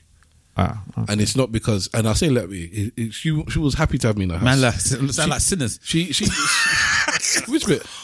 Invite me in there. You're not allowed to get invited out, isn't it? It's just like this. Come on, let me in. Come on, just let me in. Come on. Yeah. So whenever her dad came from overseas, she would holler, come visit me. Where's overseas? I'm not going to mention which country. I just throw that one out there. I'm not going to mention which country. I'm trying to bait you. I'm not going to mention which country it is. No, I'm not. That's funny. I had a female friend who was the opposite. Well, usually it's the opposite. Usually people don't want your daddy around. Yeah. When something like Simple Simon's coming around. It's a complete opposite. The locked demon. Don't you open that trap door. Simple Simon's down there. Down. Did you find a clip? College was good. Yeah. College life was good. All right. Hold on. No. Wait. What do you mean wait? It's a wait. LV, can we speak? All right, get my phone. Are they British? Thank you, darling. Mm-hmm. Yeah. Deji with the phone. Deji with the phone. This is basically the decider. LV, do you have a question that you would like her to ask this male friend when she calls? Just say just talk casual, innit? Like, we've been friends for a while and that. Considering it's a long time friend you're calling, yes? We've been friends for 9 years. Okay, brilliant. Okay, let's go. The debate was, can men and women be friends? This woman said, of course, I've got friends. Yo, Kat, how are ya? I'm good, so how are you? I'm good, man. He's African. You chilling? I'm chilling. So what? I'm good, man. So what? You can talk for like 10 minutes? Mm-hmm. Yeah, I just wanted to ask. This man wants to bank on in Nick. the week, because obviously it's summer holiday and that. Do you want to go on a date? Do I want to go on a date? Yeah. Like what kind of a date? Like a date? He's smiling. He's celebrating. You wanna eat food? No, not eat food. Like go on a date. Go on a date? Yeah. Like a romantic? Yeah, type beat. Is it? Do you like me in a romantic way? Possibly. Possibly. Yeah. Is that a yes or a no? It's a yes. Okay, fine. I told you! Is this the thing that you like talking about? I told you! And that's why I say to my girl, allow it. Man, them, they're gonna pull out their hood. Woo. That happened to me though. Man, them. What happened? So my very first girlfriend, girlfriend, yeah, right? We were friends. There was 3 of us. Me, my boy, and her. We were friends. I thought nothing of it. We were always just friends, yeah? I never thought anything of it. One time, and we used to chill out together, be all 3 of us. Sometimes it would just be me and her, blah, blah, blah. Thought nothing of it. I was an oblivious child, yeah? No, this is what happened. So we was in the house one time, yeah? And it was just me and her. What happened was... And we was talking, and she was just like, oh, there's some guy that I like. I seen? Ooh. And she goes, oh, there's some guy, you know, he's a friend and this, that, and the other. I was like, nothing. Basically, she didn't end up kind of describing me. So I was like, oh, see. I was oblivious. I was like, oh, see, oh, blah, oh. Well, maybe you should chat to the guy, blah, blah, blah, blah, blah. And only then, after a while, I clicked it was me. But then I left the house. I didn't say anything to her. Then I called my brother. I was like, bruv, this girl seems... He's like, you don't know this girl's been like you for... I said, why would I know this? I didn't have any clue. And I didn't have any desire for the girl until that situation happened. Then suddenly you think to yourself, okay, maybe I do like her because I spend more time with her than I do with more other people and this, that, and other. So sometimes you don't even know that you like the person until the person offers themselves out to you to be liked. That's that. I just searched for sexy music. Continue your story. No, but that's the end of the story. I'm just saying I didn't know until that person put that in your brain. I didn't know that. This one here is different though. This one here was waiting for it. And like a romantic, yeah? In a romantic way. He sounded slow. Yeah, he did. But nah, he was frazzled. In the beginning. Basically what happened was he was on the other end of the phone going, oh my days, it's happening. You know when they edit those things and they calm down, and they my put gravity's rising. Calm down. You know when they put the sound effects and the sides over the head like frazzled. Yeah. His brain started to rewire itself immediately when she said that. He there didn't put himself on the level that he could get that girl. And now that she's putting herself to his level, this is what I'm saying. There's some man that don't think they can get any girl. I don't have that problem in my brain. So that's why I don't feel this way. And I bet big money as well, because it's not just that he liked the woman and that she's offered it. This man thought there's no way I could get this woman. He thought he's out of her league. The way he didn't just inquire over and over again, because look how he needed proper confirmation because consent. I cannot believe that I'm hearing what I'm hearing. I cannot believe that you're actually interested in me, which is fine. But that person there is. But the problem is now, in that situation now, she's ruined her friendship. Because you embarrassed him, for one, now. And 2, now, what happens now? Now you know that the friendship is fake. You now, in your own brain now, can't go into that on the same way that you're thinking, oh, he does not like me. Now you know he likes you. That's whole dynamic has changed now. Yes, true. It's true. Can you answer your own question, please? Because you're right, actually. Because for her to have the braveness to make that phone call, unless she's really setting him up. She actually believed this man don't like me. Yeah, I don't think she believed that. Nah, I think she did, bro. She's a fine meat. I don't think she believed that. Yeah, but a lot of good-looking women, they don't have got as much confidence as you. I don't think she believed that. But then also outside of that, even with her being a fine meat, for the 9 years that she's known him, if he hasn't made any move, suggestion or what have you, then she would have genuinely believed. Because she's used to man making moves. Yeah, but she might have picked him because he's not that type of guy. Sometimes girls go out with befriend men because they're not, because they don't think they're that type of guy that's gonna be on them. Doesn't mean they don't like them though. And I don't want to be that type of guy, but there are women that will use men for things that they want them for. Of course. And they know that she might already know that he likes him. So I'm gonna get him to pick me up from here. I can get him to go out there, or we can do all of this stuff together. Is then, because I know that he likes me, I can get him to do all of this type of stuff. To win this argument, you wouldn't call that person then, innit? Because I know this girl was thinking that he was gonna come and be an idiot and be like, no, because that's what she thought he's gonna be. But she knows that he likes him. I'm not paying all of that. I know that this girl knows that if she was in the bed, this is the biggest thing now. This is the one. All of this dating rubbish is. If you are in the bed and this woman says to you, Daddy, I'm feeling away, or rubs her bum against you, and can you push her away? And if you can't push her away, that is it. That is it, bro. I would say for most people, because you can have friends, single friends, who know that the person across from them is attractive, but just not on it. But then to be in the bed with that person that you still know is an attractive person, and they try it on you, then it's not even about whether I like you or I don't like you. It's about calm down. Exactly. You're asking to bang, and I'm in the bed with but if you're a real brethren, and that's only your brethren, that's the only thing coming in your brain, you tell stop it. Because whatever the thing you're doing this because either one, you're in a bad place, and we need to discuss what reason we're doing this nonsense now, yeah? Or two, something's wrong. Like, there's nothing right about that. Some people, they get over the bang. The bang is what helps them get over the thing. No, not your brethren, that you're close brethren, that you're not supposed to like. No. Wrong. So what you're saying now is that because there are people where they have friends with benefits. I found a partner now. We stopped doing whatever. I'm with this person for 4 or 5 years. Then we break up, and then we go back to being friends with benefits. Yeah, it can happen. But we're talking about friends that you've are just your friends. There's no sexual thing coming again after that. After this thing is done, there's no sex again. And I'm talking about a friend that you've never had sex with and you're not supposed to have sex with. That way that person was supposed to.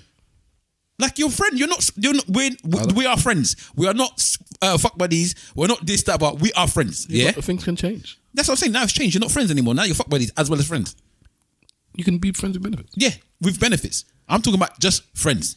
You could remove the benefits. That card is revoked. Nah, I'm not having that. Okay, so yes, men and women can be friends with people they've had sex with in the past. I don't think it's a inherently bad thing. It can be, as has been mentioned with the past, with all these things that can be added on top. What I had an issue with this video, and with others like it, is where people think they're like, just by definition, the fact that you two have been together in the past means that there's everything negative must be heaped on this relationship now, and I've never understood why it has to be has to be negative. You're talking about the first video.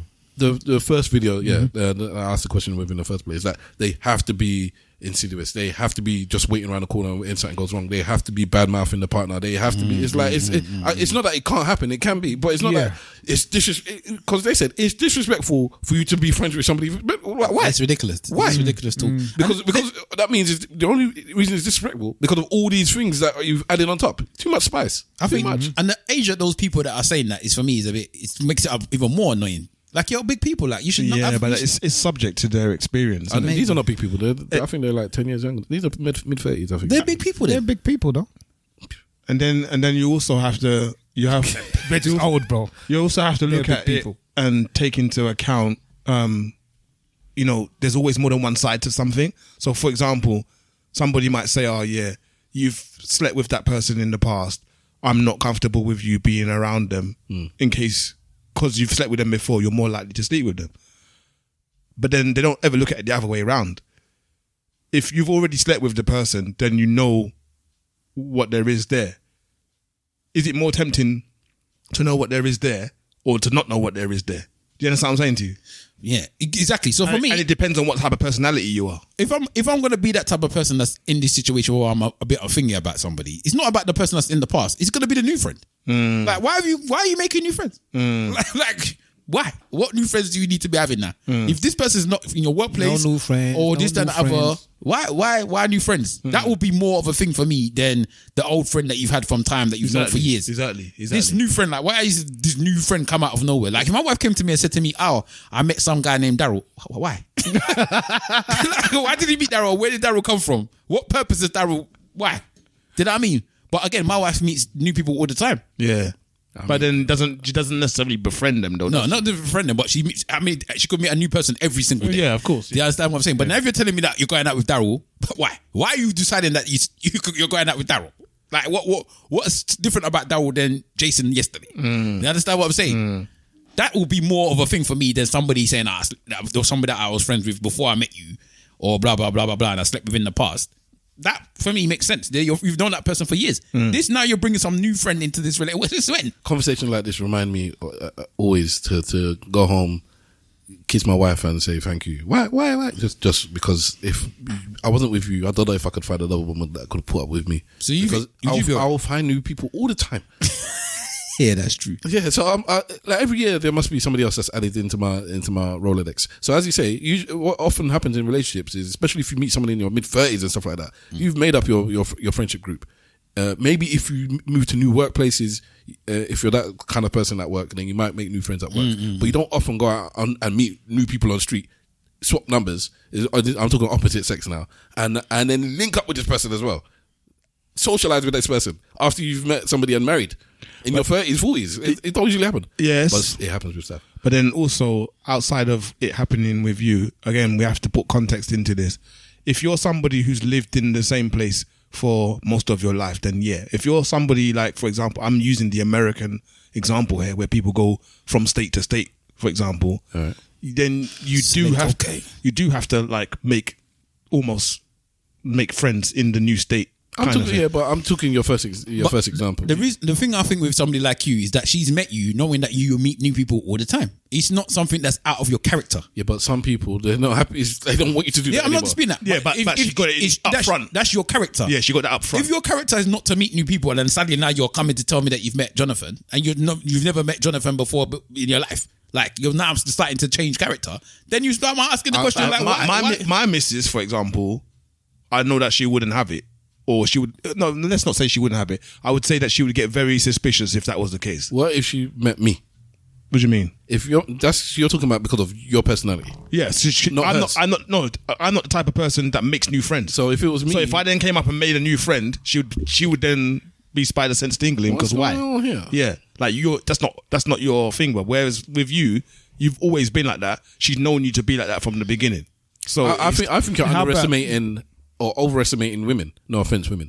I think most women are not happy with their men meeting new women. I don't care if that's what you used to do in the past. I don't care if that's how I met you. I don't care if you used to meet people every single week. No, I'm not. Now we're together. We're together 4 or 5 years. We're married. You're still meeting new people. You're still swapping numbers. You're still going out with but your wife might accept it. Doesn't mean that she likes it.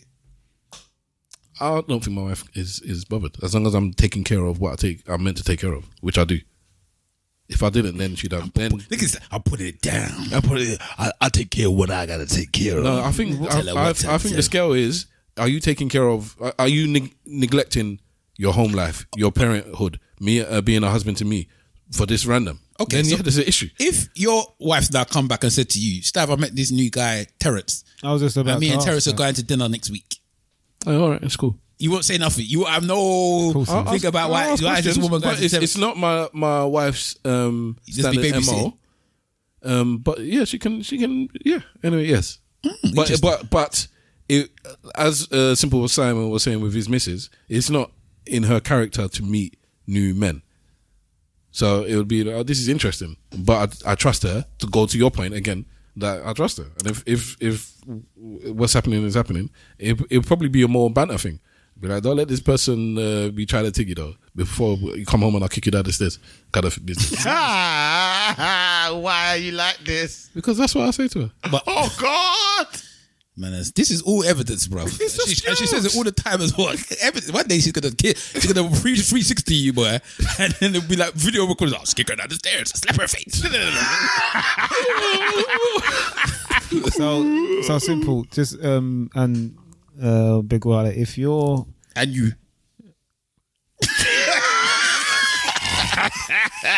because unlike the rest of us, your missus actually listens to the pod, isn't it? My missus listens to the pod. She barely listens. Yes, barely listens. But anyway, so if your missus was to, you're saying it's out of her character to, go out and meet guys or to socialize in that way, right? Yeah. Let's just say that it was in her character. And she met someone like Stavros. How would you feel about her, who is someone who is very social, and she now meets a gentleman like this man?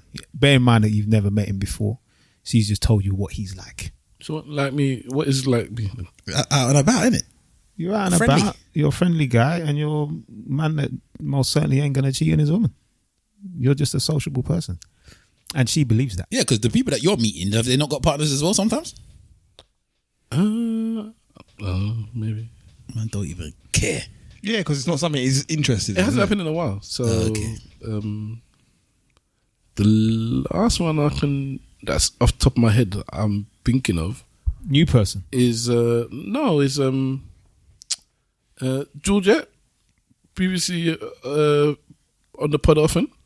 I met her randomly, and we would hang out and chill. And she didn't have a partner that I can remember at the time. I think girls have got more sense than the boys to do that, you know.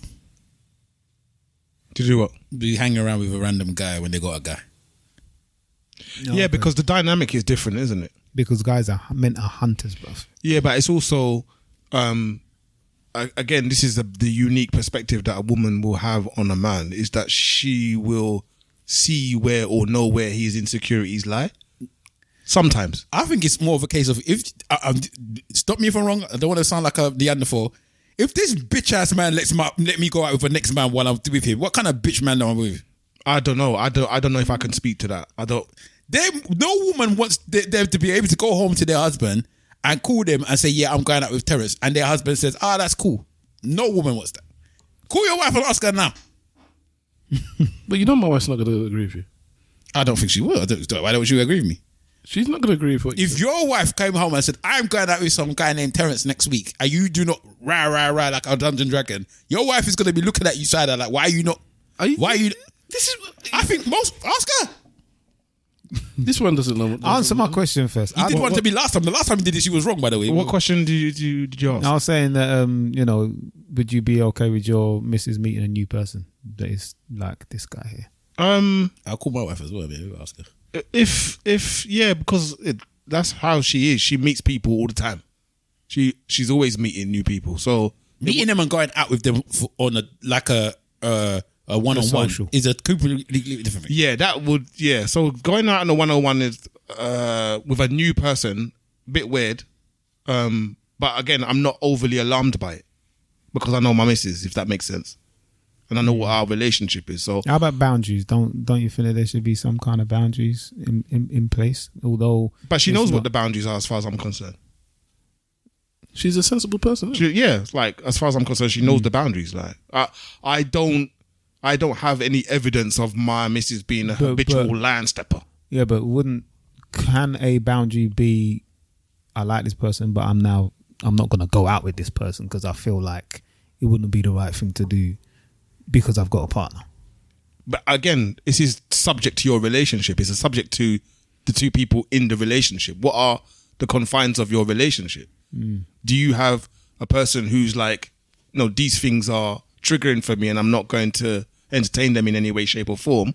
Or do you have somebody who's like, actually, I know you, I'm invested in you, I trust you to make the right judgment. That's it. That's the difference. From a woman's point of view, it might be that I wouldn't go out with this person as a friend, this new person I've met, because I know my boyfriend, my husband wouldn't like it. Or I wouldn't do it, even though they might not have an issue with it, my partner, but I know I wouldn't like it if it's in reverse. This is when you're super aware of yourself. So I know that I wouldn't like it. So even though I don't think they might have an issue with it, or they say me they don't have an issue with it, I ain't gonna do it because I wouldn't like it. So I don't want them having even an inkling that you're gonna do it in return because I know I wouldn't like it. So there's a story I have with my ex where one of the reasons we're not together actually, because I always say that the reason we're not together is because she was young. It wasn't like massive falling out. I left her because you're just too young, you're not ready for a relationship.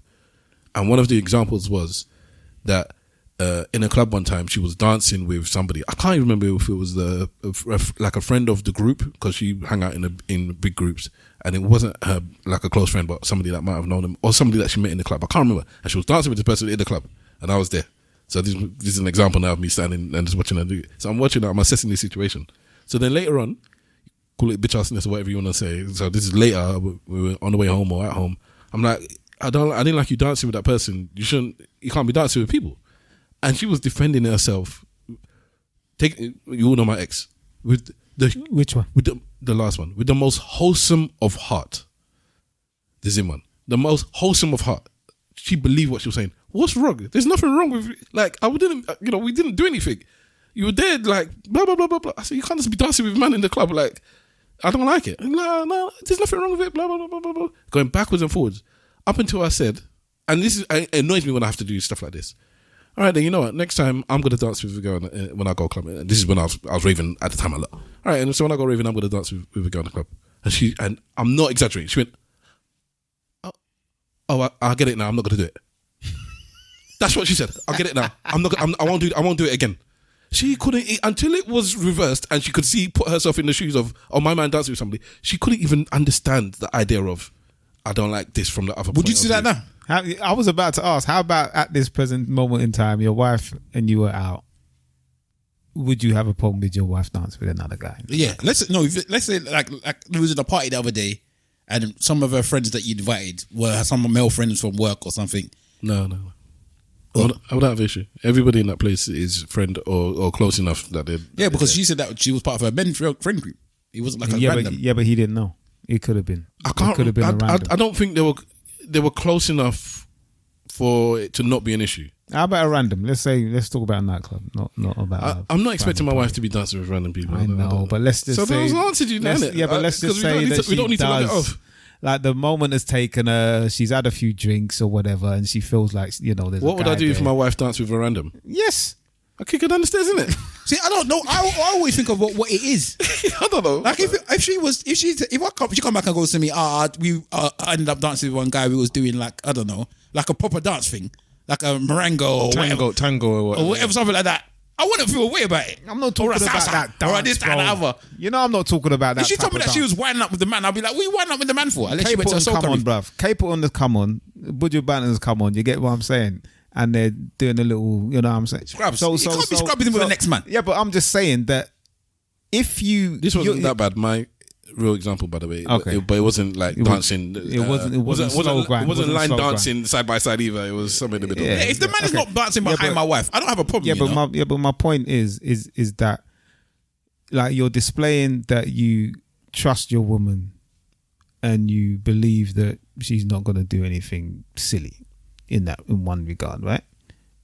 Yeah. So why wouldn't you trust her to have a little dance with somebody, Because that is silly then. Why? Because grinding up on somebody. Well, they grind up in the soca raven. No one's doing that. Okay, you know what? You asked the question earlier on. I was trying to be patient and remember. I always forget. But you were asking, what if? I think it was a going out thing. I think you were asking Simple Simon, what if his missus, who was the type of person to go out and meet new people, can't continue doing it? I think that was the question. But even if it's not, that's the question I'm going to answer. I wouldn't go out with somebody like that because I don't want that. Okay. So it's not something that you like.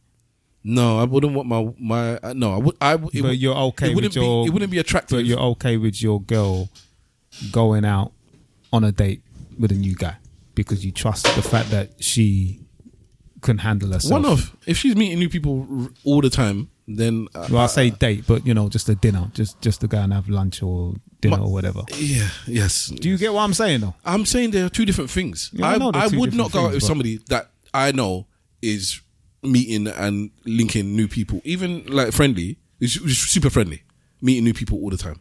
I know I wouldn't go out with like that. I've advised people not to go out with people like that before and been told to shut up and then been told I'm right later on. Because I know I can't deal with that much. But a one-off. But you would do it though. Yeah. But this is the thing. This is where I always get confused. Like you don't judge somebody else by your my shoe size is different than yours. Yeah, I know. If you're happy with me doing that, as long as you trust me, then that's your choice. Mm-hmm. So the example I gave earlier on about I wouldn't do something, but I might know that my partner wouldn't like it, so I wouldn't do it. As much as I say that shows self-awareness, I don't like that kind of thinking about things either. It shouldn't be that because I don't like it, I'm not going to do it for the partner, even though I actually don't think there's anything wrong with it for me. But if my partner did it, I'd have an issue, so I'm not going to do it. So they don't have something to throw in my face, or so I don't upset them, even though they might not have an issue with it. So now you're holding back on what you might do when they don't ever have an issue. Simple Simon might be fine with his missus meeting one person in 6 or 7 years and sparking up a friendship from work or whatever to the point where it's like they might socialize outside. But she might be like, nah, I wouldn't be happy with him doing it, so I'm not going to do it. And he might be sitting back like, I'm cool. I trust you. And don't forget, I'm going to do anything. She's like, nah, I'm not going to do it. I'm not going to potentially meet and grow this new friendship because I know I wouldn't like it if you did it. Then I might be sitting there thinking, but so then, is that fair? Because so now if I meet somebody in the next 4 or 5 years that I want to be friends with, I can't be friends with them now because you aren't friends with this person. We have different things. So you do what you're doing and let me deal with my feelings and vice versa. But can you understand what I'm asking questions that our listeners will probably ask? I've answered both of them. Do you get what I mean? No, but do you understand the premise of the questions? No, I'm just answering the questions. Okay. Because people. Well, I think that some people may think that you're being a bit contradictory in your point of view. They're using the wrong word then. You can call me a hypocrite if you want. Hypocrite. But then you're just being silly. Because me and my wife are two different people. Okay. She met me, as you keep saying, she met me this way. I didn't meet her that way. So if I meet you as person A, that's who I married. And then you turn into person C. So I'm not happy with person C. I married person A. Yeah, but people change. You people can say that all the time. Doesn't mean I should be happy with the change if I don't like it. You might change for the better, you might change for the worse. If my wife met me as person A, she can even say I don't like this part of person A, but I at least have the right to say that this is who I've always been. You do what you're signing up for. It's different than saying I signed up for person A and now you're person C. And she'll be like, yeah, people change. I'll be like, okay, that's fine, people change. I don't really like this change though. Whether I'm going to leave you for it, complain about it, start bitching and moaning, or do nothing about it, whatever. But I can just not like the change. What is it about a dance in a nightclub that you see as a problem?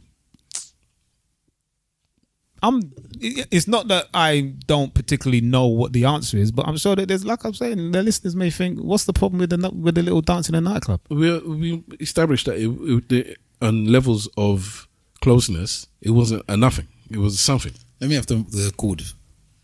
Sorry? The chord. If it was a nothing dance, nothing, then it's cool. She's gone out with work colleagues and then come home, and then when she's swiping through the videos or somebody, I don't know, let's say Snapchat. What the hell? I don't know what happened there, boy. You I did that one time. Oh, sorry. Let's say somebody's video on Snapchat and she's doing some sort of dance where she's dancing with the person but they're not actually touching some dude, some work colleague. I wouldn't have an issue. I wouldn't think about it. But in a nightclub, it would be more, in a club, a more intimate type thing. The dancing is more intimate itself. Forget the venue. Would you like it? All this chat you're asking? No, I'm personally no, but I'm not asking because I think that he's chatting rubbish. I'm just being an advocate. Yeah. Okay. Like for example, soca. Like you get what I'm saying. So people that dance in those nightclubs, they do their dance, they have their grind, and then they just keep it moving. I guess so. All right, I'm gonna call my wife.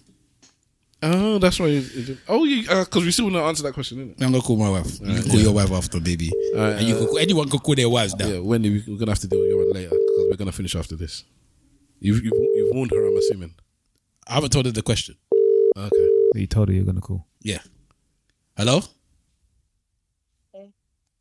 Can you hear everyone? Can you hear me? Yeah, can you hear us? Yes, Tantalizer. Can you hear us? Yes or no?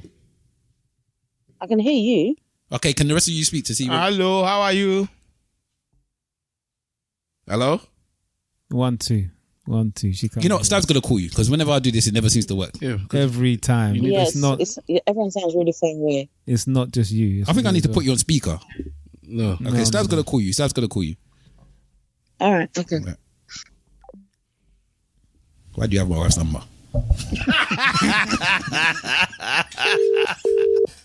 Well, I have my sister's number. Yeah, that was a couple of weeks ago, wasn't it? It's my sister. What's up? Right. Yeah, let's.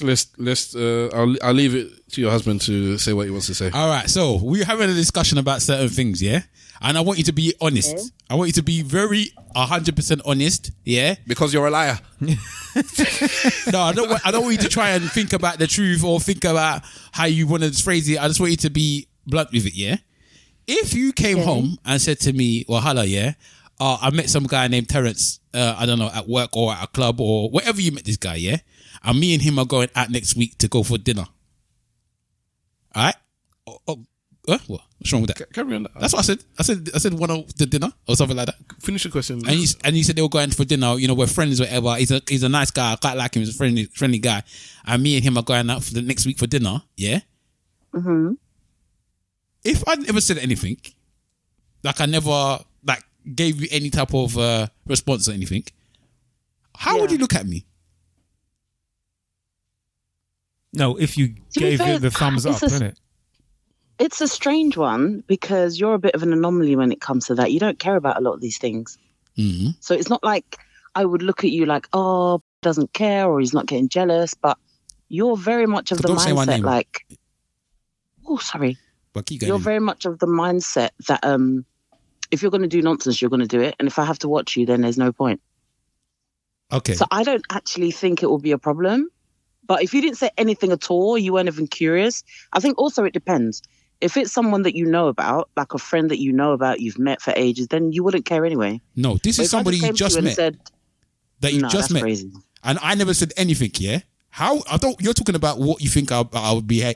How would you look at me as your husband if you went out, or say you're going out with a man next week, Tuesday, to dinner or something like that, yeah? And I don't say nothing. A random man? Yes. I would look at you crazy. Okay, because I was saying that a majority of women, if they went back to their husband and told their husband, I'm going out with Trevor next week on Tuesday, and the man don't say nothing, they're looking at their husband like he's some form of bitch, and then now you've already lost man points. I don't know if I would. Sorry, I didn't realize you were speaking. I don't know if I would translate it like that, but I don't know. Maybe everybody's different. I would look at it like, oh, you could care less what I'm doing. See my power. So you're wrong then. I wouldn't look at it like, oh, you're a punk or whatever, because you don't care about them things. You personally, wahala, you don't really care.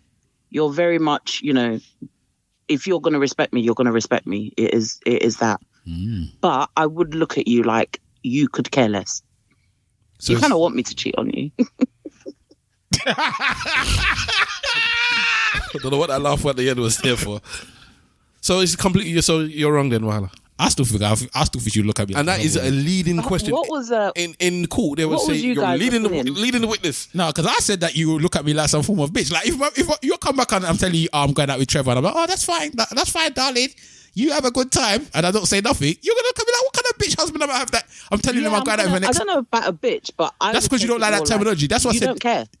Okay, I've built that type of cachet. So you're happy now? I still think she's gonna look at me like a bitch. I don't even need. So you just told her to be super honest. Yeah, I think she actually feels that she wants to feel like. If it actually happened, I think she'll look at me like some form of bitch. If she actually came home and told me that she went out with her next man. The more you're saying that, the more I'm kind of like, maybe I just don't like that word. But the more you keep repeating it, I don't know if it's I'm being influenced, but the more you keep saying it like that, the more I'm like, If I take my hurt aside from it, as in my ego, yeah, it's almost like a man stepping to you on the road and you're standing next to me, you don't say anything. See there? And how would you feel about that?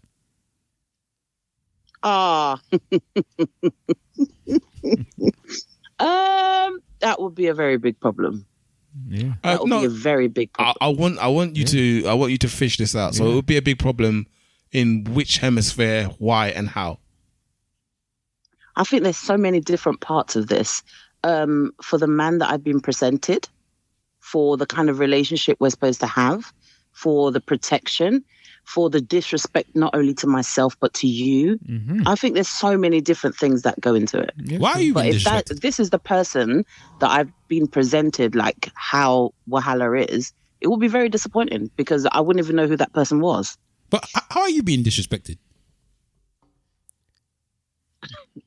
Someone is stepping to me in front of there's so many levels of disrespect. I don't even mean stepping to me, I mean being rude. I don't mean trying to talk to me or get my number or anything. Oh, you mean somebody's trying to actually be being rude to you? You mean? Yeah. Oh, okay, that's different. That's different though. Me, so obviously that's offensive. That's not what we're talking about. They're being rude to me. Oh, sorry. Go on. We're talking about trying to check you. Hey, babes. Just politely trying to take your number whilst your man is there. I see that as a disrespect to you as well. But anyway. It is a disrespect. It's a massive disrespect. But the funniest thing is, Wahala wouldn't care because it's happened quite a few times. So after a while, he's just like, whatever, man. Because it tends to happen when we go away as well, or if it's not that, it'll be look. He really just doesn't care. Man, I'm just chasing my sister down. That's what you're saying. I don't have to do anything. She will do it as long as if the man is not being rude. Or I'm not, as I said, they're not coming to talk to me her while I'm like next to her or knowing that that's my woman, then that's different. I'm saying she's flexing that she's still just being courted out here in the streets. Like, I'm talking about whilst I'm talking about whilst your husband is there and they know that your husband is there. Yeah, okay. Abby? All right, so so what's the question regarding that? So now you two are so close that the person must know that this is your man and he still tries to check you. How does that make you feel? And he does nothing. If Wahala does nothing. oh, that's her, yeah. I didn't want to use that word that you used, but yeah. Yeah. You have to do something. You can't just stand and do nothing. So there's no way that, as well, like I said, if somebody's checking my woman and I'm not saying anything is making me a bitch, that you going out with a man to dinner and I don't say nothing is gonna make me look less like a bitch. Right. I know my wife. She can say all this stuff that she wants. She will not come home to me and look at me the same way if she went out that day and came home and I'm just like, how was your friend thing for some random person that I don't know. Wife, how come you're right. I wouldn't look at you the same, but I don't know if it's for the reasons that you think, if that makes sense. Okay. That's what we call it. But yeah, if a man was to approach me or try and get my number and you're standing right there, I think you would definitely say something, unless you just think it's like pathetic or something and you're going to laugh. But I think you would say something. There are times where I think it doesn't bother you. Like there's been times where, we're on holiday or whatever, or we go to a restaurant and the person's not even speaking to you. And you would just laugh it off. I don't even know what she's talking about with this one now. But I know if you go on holiday, my bitch, my woman. These people that you see on the street, I don't acknowledge those people. But they're not seriously trying to check you. They're just doing whatever foolishness they. But about people on the street, but okay. Okay, so I don't know what you're talking about then. Yeah, you take that conversation off. Okay, for example, let me give you an example. When, I don't know if you remember Egypt, there was one guy that just wouldn't, whenever we went to like go and eat, and it got to a point where he would take my order and just go, and he wouldn't even speak to you. But it was a funny thing between us because it's not like he's going to try and ask for my number or anything ridiculous like that. He was just excited. See, I don't even remember the man. That's the thing. Because you don't care. Because it's nothing to you. It's water off a duck's back. So what you're saying, sister, is that you're just exciting other men out on these streets? I don't even know if I like that type of terminology. That's what she said. He was just excited by me. That's why he took my order and ignored my husband. Has a woman never been excited by you? By me? Oh, don't start this one off now. Yeah. It's going to be a whole monologue of the women that ever excited in his life. Come on, sister, now. You know, man. You know what you're saying. Exactly. All right. So, okay. So you've answered, because I still think that I think Stav's wife will feel like, what kind of nonsense is that my husband will let me go with a next man on a date? Yeah. All right. And so let me ask you then. He wanted me to ask my wife. He didn't phrase it exactly the same way he phrased it with you. I did. Can I finish? What he said was that basically the same question he asked you now is, if I asked my wife if she asked me, she came home today, she's met somebody new and she's going out with them next week, and I didn't make a fuss about it, she would look poorly on me. You agree or disagree? I think most women would. Okay. Oh, you think wouldn't? Well, we don't mention anybody's name on this pod. Oh my God, I keep doing it. I'm so sorry. But he didn't phrase it like that. So at that time, he said that she met somebody new, and then she said that she was going to meet up with them. I didn't put it that next week, because next week is a big deal. If you meet somebody new at work and then what's the time frame? Because if you meet somebody new and then 3-4 months later you meet somebody, then yeah, it's different. The next week that's a different story. Have you not met somebody one week and met them the next week? I don't think so. Because the reason why we're having this discussion, because Stavros does this, by the way. He meets random women in clubs and goes out with them. What clubs? Well, this is why I was going to say I don't think Stavros's wife. You see how he sold it? Would mind, because he's a proper socialite. Like, he likes being outside. Exactly. And he will talk to women without it necessarily meaning anything. So I don't even think it would necessarily come as a shock. Exactly, on his side. But if she started to do that, he might, and he just like very open to, oh, okay, you go out with Trevor. I don't think that she's going to look at him in a positive light. But maybe I'm wrong. You don't, just because it doesn't have to be positive. Sometimes it just is what it is. You just know that there's no ill intent, whether you like it or not. So you kind of, depending on what the situation is, it's not always that straightforward.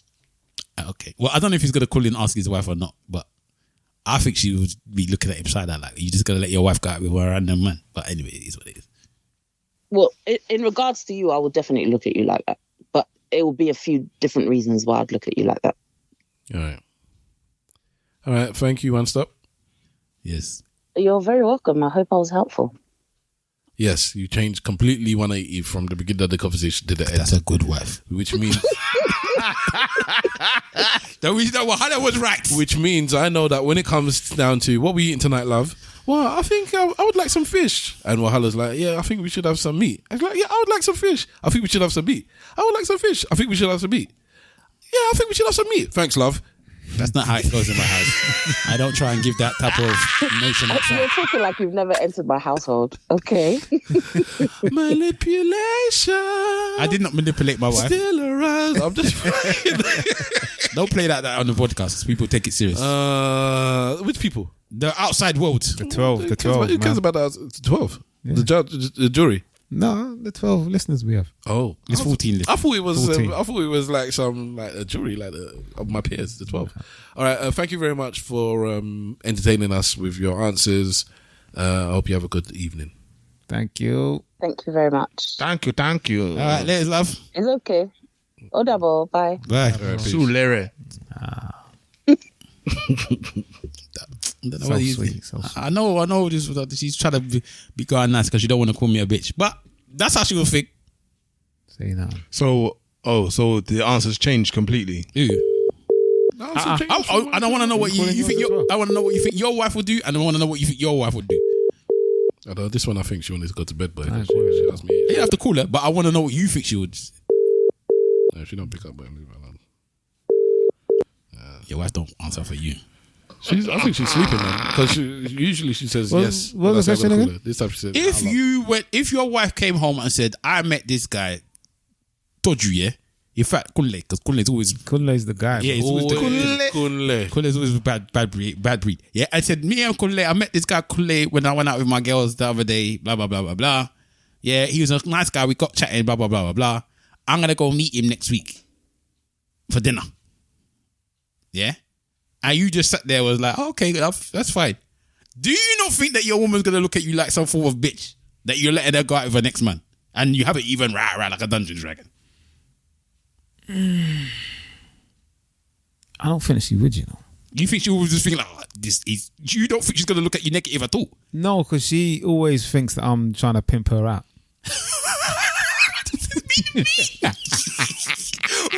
This is so random. In what capacity? Oh yeah, go.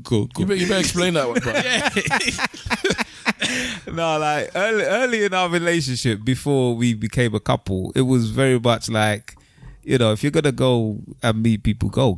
It was always like, go, you know. And now I'm like, if you're going to meet someone and if you're gonna do something that is not right, cheat or whatever, I'm like, go ahead and do it.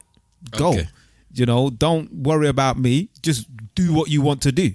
You know, you sound like a swinger. Do as thou wilt. Basically, like if that's what you want to do, go ahead and do it. You know, so I think that she would be thinking about my mindset on that. Kind of. Even now that you're subject. in a couple, because you're not saying that to her now that she's in a couple, are you? You're saying that when you was maybe talking to each other, not when you're actually a couple. No, it's the same thing. Like if she wants to go and do something stupid, then go ahead and do it. You know, if you want to go and cheat on me, then go. Okay, interesting. Go. All right. So you think that she's going to be like, this is Mr. Wolf on a Tuesday, nothing new for him? I think that she would expect me to say something, but if I didn't, I don't think that she'll look at me like I'm a bitch, you know. Okay, interesting.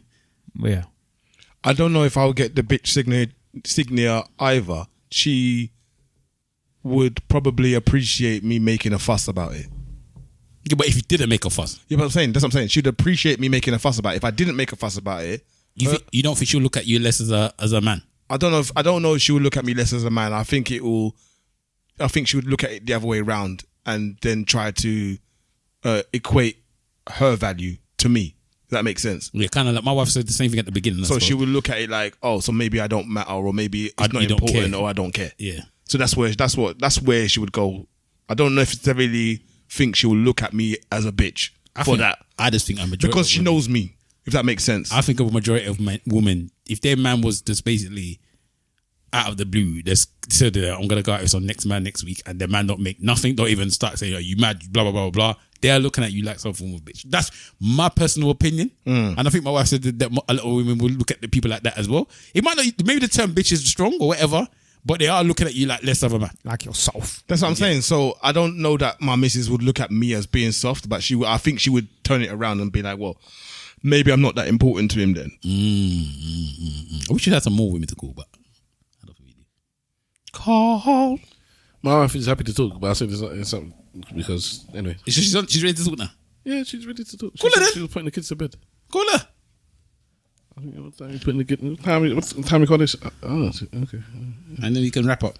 Yeah, Wendy will do your thing another time. She call Wendy? Mad Cat. Mm-hmm. Yeah, my brother wanted me to call you. Did you ask her the question already? No. All right, can I ask her the question then? Yeah. So, Mad Cat, we were discussing about your husband, yeah?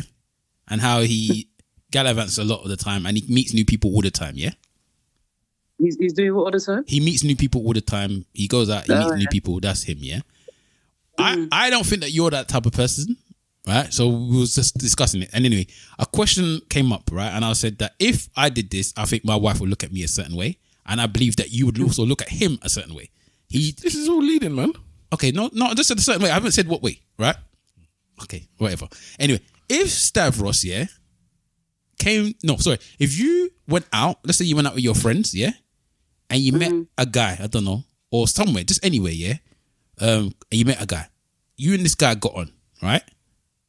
You got on. You quite liked him. Yeah. He's Ghanaian as well, so he's short. You could then come home and say to Stav, I met a guy somewhere, wherever it is, maybe knitting class, I don't know what you people do, yeah? And then, we're going to go out next week for dinner or something, yeah? Mm-hmm. And Stav doesn't say anything. Mm-hmm. Doesn't make, he's just like, all right, cool. Mm-hmm. How would you look at Stav?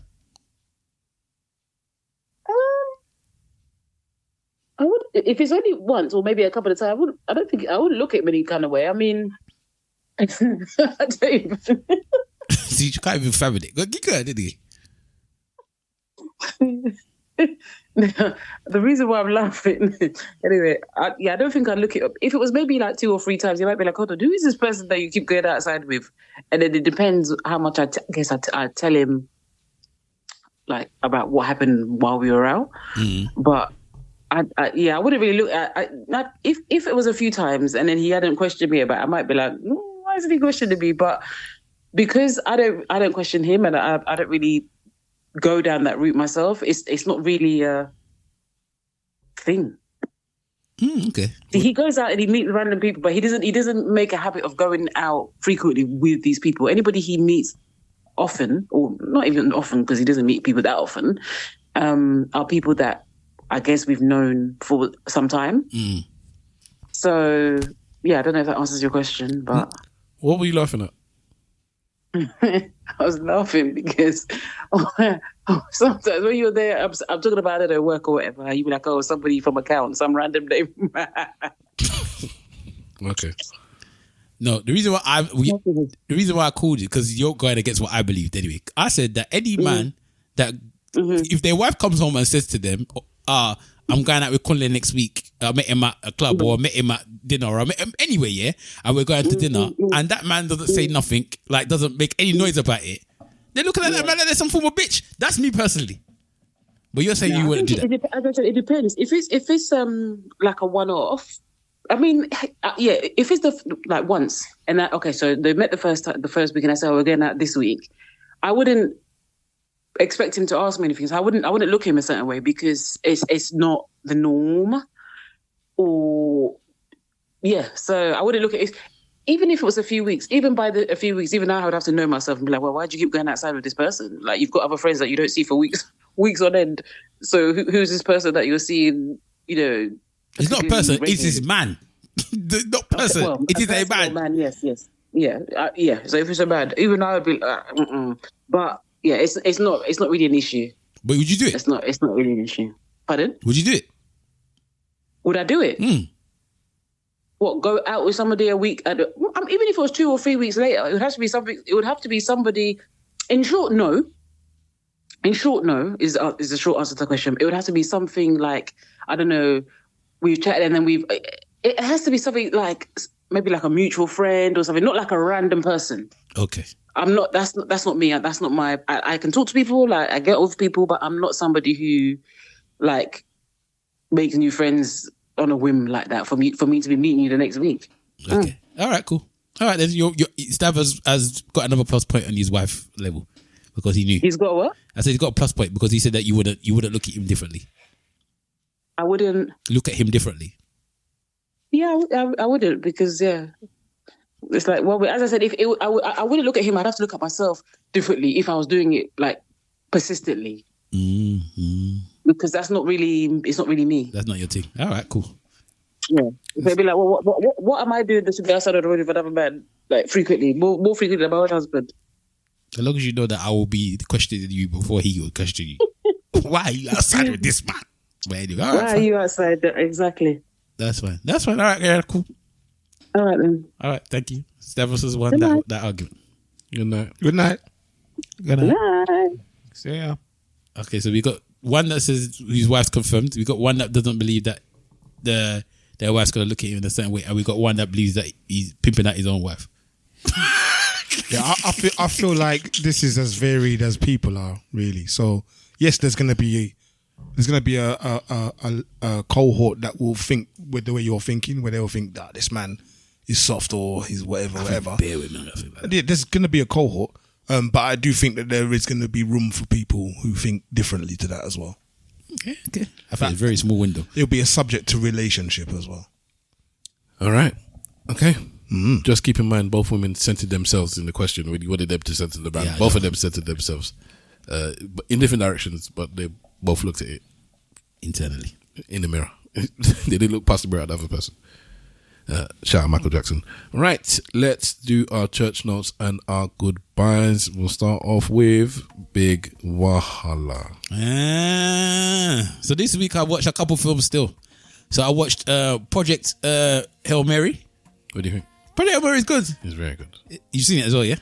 Yeah, I liked it as well.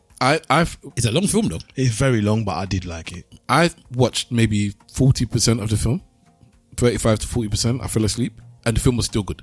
And I'm telling you, if you fall asleep in the film and you miss more than half of it, and it's still good, that film must be banging. Yeah, it was a good film. And I have to rate my man because the majority of the film is just him and somebody else, really. So he took on the what's his name? Ryan Gosling.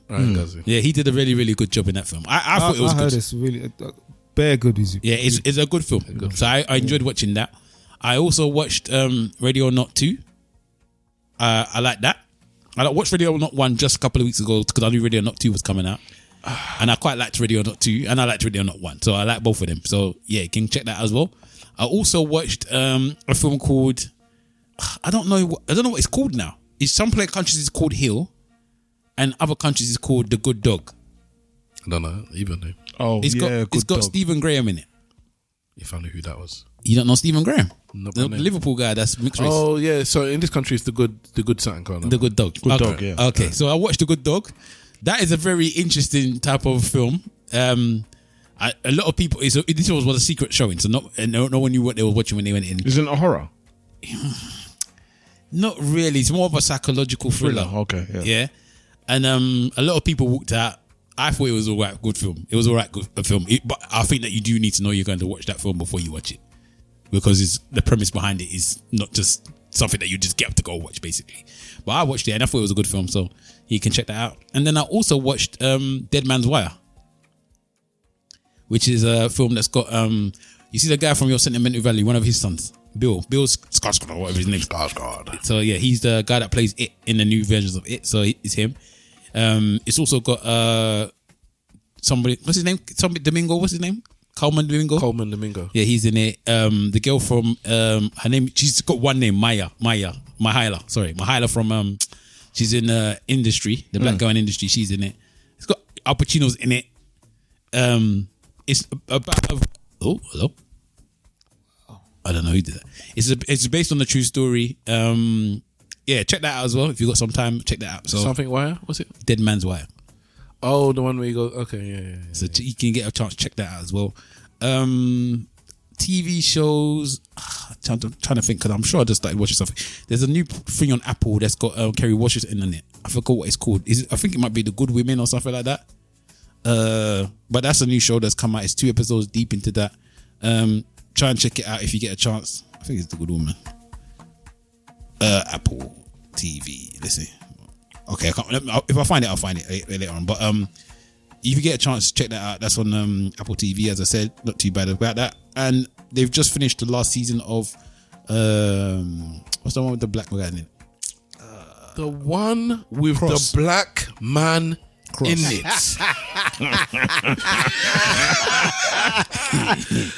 Oh, that's brilliant, boy. Okay, my wife and I watched the first season of Cross together. So Cross has just finished. So if you get a chance, Imperfect Women, that's what it's called. If you get a chance to watch the last season of Cross, that's quite good. And Invincible is back. Oh, did it come back? When did it? How many seasons in it now? 4th season. I don't think I've finished season 2. So Invincible is back. Apparently season 2 wasn't good. Season 3 wasn't the great. Season 2, I can't remember if it was in that. But I thought all the seasons are good, but I don't know if season 3 is as good as season 1. I can't remember. But anyway, it's back. So they give you a good 3 episodes, so you can check that out. And yeah. And sorry, I also watched another film, which is Peaky Blinders, The Immortal. So he's back. Peaky Blinders is back for a film on Netflix. Check that out if you get a chance as well. That's quite good as well if you like Peaky Blinders. Okay. I've done a lot of viewing, as you can see. You hit the strip this week. Peace and love, man. Peace and love. Super Simon. Yeah, I hit that Project Hail Mary. Definitely worth a watch. I watched something else called Trouble Man. It's a Michael J. White movie. It's got Omar Epps in it. It's got couple of other faces that I can't remember off the top of my head. Like it's straight to BET. What's that, sorry? Yeah, it wasn't a cinema movie. It was it's a Michael J. White film called Trouble Man. But it's actually it's half decent. It's alright. It's a watch. Then there's another one called Relationship Goals that's got Method Man in it. I heard that was good. Method Man and Kelly Rowland. I heard it was good. Yeah. I would not be watching that film. It's not bad at all. Because my wife likes Method Man. I don't want to give her pleasure in life. Yeah, so that one was pretty good actually. What about Kelly Rowland? The best looking Destiny Child. Yeah, so. Then you can both get pleasure. No, I'm offsetting. I'd rather suffer than let her see Method Man. Yeah, so Relationship Goals is good. What else did I watch then? I started watching Lioness with Zoe Saldana. God, it's my average now. I've only just finished the first season. I'm starting the second season of that. I'm enjoying. It's enjoyment. I haven't finished Abbott's Elementary. I'm also still watching that. That's coming through. Paradise. I'm still watching that. Sterling K. Brown for Paradise. Very, very good program. Season 2. Yes, we are coming towards the end of the season now. I think there's like 2 episodes left. 2 episodes left, yeah. Yeah, so that's definitely a watch. If you get a chance to watch Paradise, do that. Very, very good storytelling in that. What else was there? There was one next thing. I went through some B-reel of movies. Did I tell you that I've seen It Was Just an Accident? Yeah. Okay. Because you didn't rate it as highly as you should rate it. Oh, careful. And then there was another film that you said. Was it something? Sentimental Value. No, but yeah, Sentimental Value. Yeah, I've got it, but I haven't watched it yet. If you don't like it, was just an accident. Or if you didn't highly rate it was just an accident, I'll be surprised if you highly rate Sentimental Value. I thought It Was Just an Accident was a good film, man. I enjoyed that one. Sentimental Value, it wasn't like okay. They're actually my joint top film of the year now, so it's overtaken One Battle After Another. Oh, so One Battle After Another. One Battle After Another was always my favourite film. You guys said Sinners, I said One Battle After Another. Viva the Revolution! And Sinners was 3. But those two, I can't actually pick between them. Sorry, what was number 2? Before Sinners was 2, number 1 was One Battle After Another. But now they've both been pushed back one place. And Sentimental Value and It Was Just an Accident are joint top film of last year. We didn't talk about the Oscars, innit? Because I think Sinners got nominated for 16, wasn't it? Or something like that, something crazy. No film's been nominated for that many awards. And they won 6 or something like that, was it? I believe it's 6. Yeah. Or 5 or 6. 5 or 6, one of the two. And then obviously One Battle After Another won a couple of awards as well. He won 5 or 6 as well. Yeah. I think it might have been equal. Michael B. Jordan got Best Actor, didn't he? Michael B. Jordan won Best Actor, yes. Yeah, I was. I put him down on the work ballot thing. So I did kind of not know he was going to win, but it was still surprising that he won. But, who do you think was going to win? Originally, I thought Timothée Chalamet was going to win. But everyone's saying that because he's been fluffing at the moment recently, that's why they might have switched it out. Yeah, for those of you who are not in the super film world, they took up, I forgot what they call it, but basically when you're going up for these awards, there's an award season which is about 3 months towards the end of the year and beginning of the next year, and Oscars is the last of that season, and how you receive awards if you win an award, like the speech you give, how you do your interviews, all this kind of stuff adds to how people think you're gonna get a next award or the biggest awards at the end of the season, which is the Oscars. If you're really poor in interviews, you don't thank the right people, you do nonsense, then it decreases your chance of getting the Oscar. Can you hear the corruption? And he was going around. You don't thank the right people. Basically, in his film, what's the film again? Bruce Almighty, Mighty Supreme. Mighty Supreme. He plays an obnoxious, absorbed,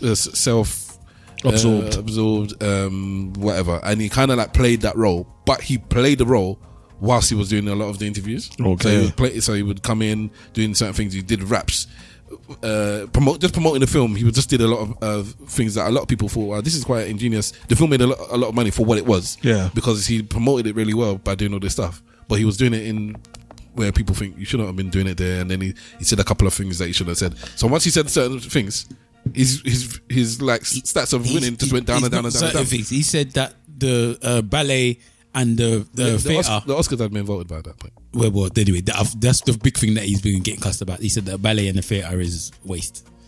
Basically, no one cares about it no more. Yeah, he didn't. He rubbished it, but really rubbished it. Yeah, but I would say but he's not wrong. Objectively, he said that nobody. I think he was talking about something like, I want to be big in the film, not like how they are in ballet and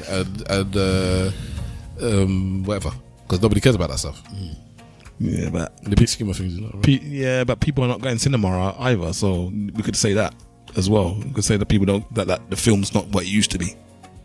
I think we'll come back to the Oscars next week. All right, cool. So yeah, seeing all those, there was something else as well, but I cannot remember it for the life of me. Be good to yourself, be good to each other. Mr. Wolf. You can catch me on Instagram on AK Mr. Wolf, on Twitter on AK _Mr. Wolf. I watched a play about 2 or 3 weeks ago. It was called Inala. It wasn't called Brighton versus Liverpool. Okay, no, sorry. I like the arrogance of the Arsenal fan. I just asked a question. On the brink of winning the league title. You're entitled to your celebration. You've waited quite a while, so it's all good. No problem. Enjoy it. We're not winning anything yet. You are. Hold on. I know that I want to go. It's an open and it's a closed question. All this fencing nonsense. This is coming from you, bro. The man with splinters in his ass. 10 points clear, bro. Are you going to win the league? Yes or no? Clear. 9 points clear with a game in hand. With the other team having a game in hand. Are you going to win the league? Yes or no? No. I don't know yet. Stavros? I think we got more chance of winning the Champions League than the league still. Oh, give me a break. Anyway. Maybe not still. Okay, as it stands now, I would say I'm leaning towards yes. You're going to win the league. I'm leaning towards and I understand why you feel apprehensive, because I've been there. But anyway, I watched a play called The Inala. I'm going to read out the synopsis here, or the explanation. It's a Grammy-nominated immersive South African dance musical playing at the House of Sisters Grimm. You heard of that place? No. Yeah, it's like the dungeon, boy. You know what I'm saying? But it's a really nice place in London's West End. It features a fusion of Zulu traditions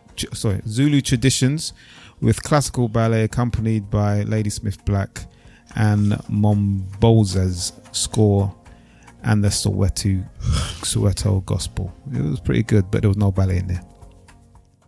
I was disappointed about that. So they lied on that, because I did want to see ballet.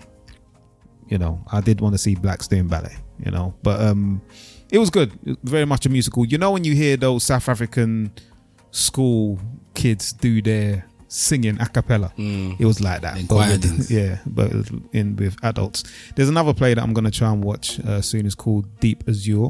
It's a play that was being written and produced by Chadwick Boseman. So it's made its way to these shores, and hopefully in time I'll go and watch that.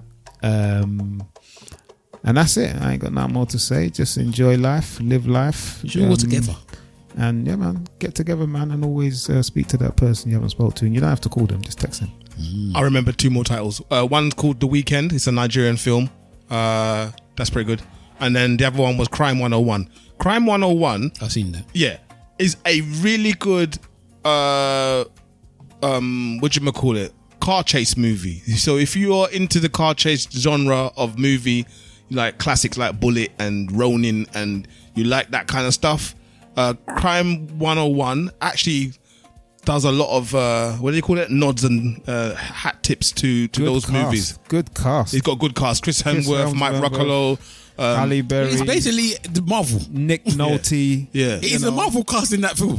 Good cast. There's a lot in Crime 101. So if you get a chance to do that, like I said, if you like the driving, I want to watch this. The driving and chase movies.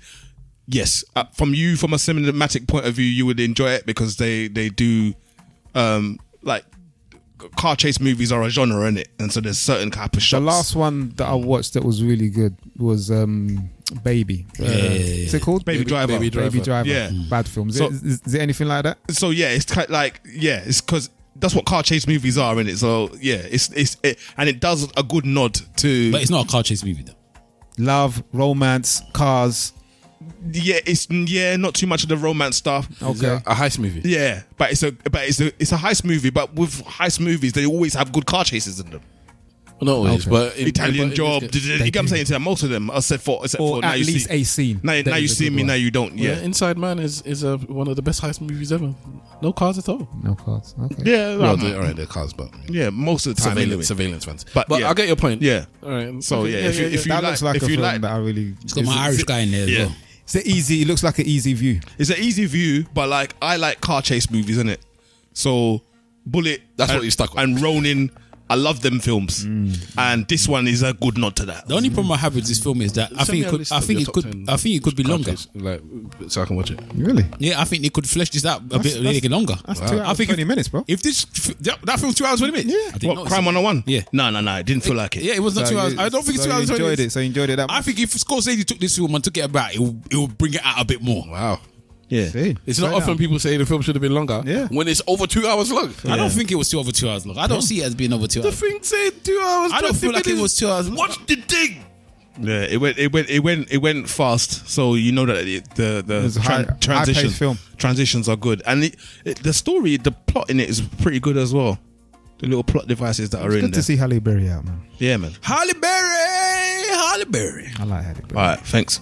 The dude that I was talking to before we came here was talking about MGF, and he said that when MGF and one of the other friends went to watch the film with Halle Berry, where she shows off her thing that she got paid Monsters Ball, Swordfish. Swordfish. Swordfish. Yeah. So he remembers the name of the film. And then he said when they left, there was a woman that had watched it with them, and she said, the film was alright, but they did not need to show that scene. And then he said, and MG said, they didn't need to show it. Dirty bastard. I said, my boy. Yes, they did for me. They did. Those tits was worth it. That was where I paid my money to come in. But every man watched that film because of that. But there was no reason for it at all in that film. They were both right. They were both right. No reason at all. To be honest, I'm even a bit upset she did it. I hear what you're saying. Money, come up to me now. Money.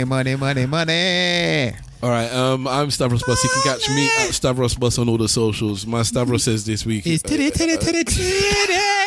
are those apps and whatnot that you can use to speak to your old folk and get stories from them and collate it and be able to pass it. What apps are they?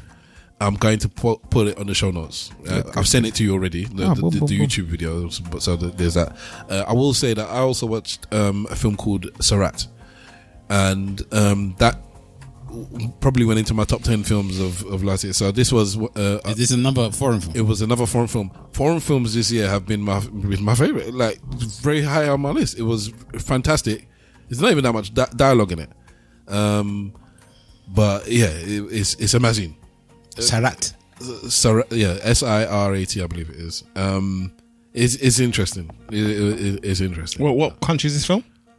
It's set in Morocco. Oh, okay. I think it might be the Italian submission, but it's set in Morocco. Okay. So yeah, there's a lot of French and It came out last year. Yeah, that's what I'm saying. It's one of last year's contingent. So it was on my list of things to watch because it got highly reviewed. And then when I watched it, I said, yes, again, another foreign film is straight into my top 10 films of the year. It's very fantastic. Right. And the Banshees of Inisherin or whatever. I don't think enough people have seen that film. I have. I've put on my list of film to watch it. So good. Again, it's got my Irish guy in it. I watched that a long time ago. Something Cohen, his name, isn't it? I can't remember. But he's in Crime 101. He's in the new Peaky Blinders film. He's in Batman, obviously. And the film's really, but it's very heartwarming. If you don't like softy, not much happens in it. But it's just another nice film. I accidentally saw the new Spider-Man trailer. I saw that as well. God damn! My daughter can't. You think it looks good? Yeah, it looks like I'm interested. I haven't watched it. My daughter messaged me immediately. It came out. Immediately. Dad, the trailer's out. I said, what trailer? Spider-Man. I said, well, no problem. Your relationship I'll watch 30 seconds of it. It's nice. No, that's not the film I'm talking about. It's a completely different film. What's it called? You're talking about Banshees of the Harishin, yeah? Hinshini or whatever. That's what you're talking about. No, this is set on an island or whatever. Yeah. Let me see. Is it like a big dude and? Yeah, and the one that's in plays Joker. Oh, that one. No, it's not that one. No. I must have got it wrong. No, it's not that one. It's a dude that lives in the island. Is the guy that's in Peaky Blinders and Batman in it? I don't know. I haven't watched Peaky Blinders. But you watched Batman though, have you? Yeah, but again, the black person, the film with the black person in it is not helping me. The person in Black Batman is not helping me. I don't know who you're talking about. I'm sorry. The Irish guy. And even then, I still don't know. I can't remember. I watched this film a long time ago as well. It's not something I watched. Do you have a description of the assailant? I know his name is Barry Conan. He's a black man. Yeah, then put Barry Conan in the films that he's in, and then I can tell you if one sounds. He's in that film as well. Yeah, but if you give me the title, I'll be like, yeah, that's the one. All right, so on that, Bring Them Down. No, it's something of something. Yeah, but he's in that film as well. So strangely island. enough, he's also in that one. But clearly, he's not him. This is the guy I'm talking about. No, he's not in this film. So no, that's not the one. Is he in Batman? Yes. Which one? The Batman. Oh, is he behind the mask? No. Spoiler alert. He's the Joker at the end. Oh, you don't even see his face? Of course you do. You see him. No, you don't. Yes, you do. Hashtag ESN Pod to start joining the conversation. Plug. At ESN Podcast on all the socials. Plug. ESN Podcast at gmail.com to send in the thing. Tell them. Thank you very much for tuning in and listening to the podcast. Listening to shout out to our wags. Shout out to One Stop, who means I have to do extra editing this week, but I'll do it whilst watching the football. Hopefully, whilst we win. I'm not going to do it whilst watching the football. I just wanted to get the football in. As it's released, you'll know if Arsenal have won a cup or if we've let that one go and we're moving for our next one. We'll see how it goes. But I want this. I want it as well. But if we don't win it, we're gonna just be ready for the barrage of abuse. I don't. If we don't win tomorrow, I don't think it'll be that big because I think people are expecting us to win the league. So if we do not win tomorrow, no one's coming for you, bro. They are coming. No. We're still playing the team that won four of the last 6 Premier Leagues. They are coming. We're not playing like chopped liver. They are coming for us. All right. Okay. Anyway, thank you very much for listening to us. The thing hasn't stopped this episode, so. Well, then end the episode. Defend it. You can talk with your. Is it this person? Is it this person? All right. You should have said the Irish one from the British program. I don't know. Just carry on. River House or whatever it's called. Oh. All right. Thank you very much. Go forth, prosper, multiply, up the Arsenal. And remember, if you ain't saying nothing, say it well. See. You're usually number 3. I'm number 4 always. Yes. My bad. Slag 4. Life. My wife. Slag for life.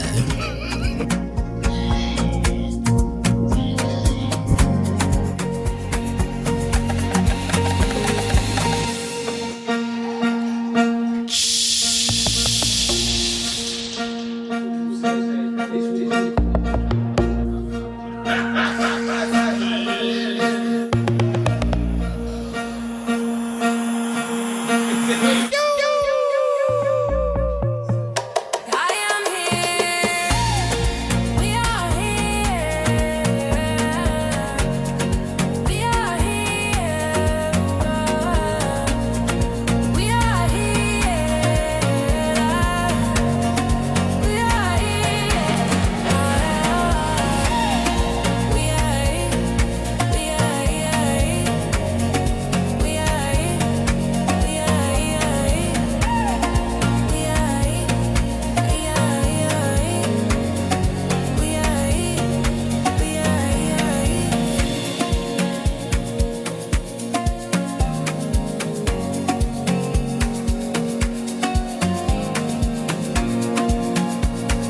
Ladies and gentlemen, boys and girls, cats and dogs, rodents and other small insects, welcome to the ESN podcast.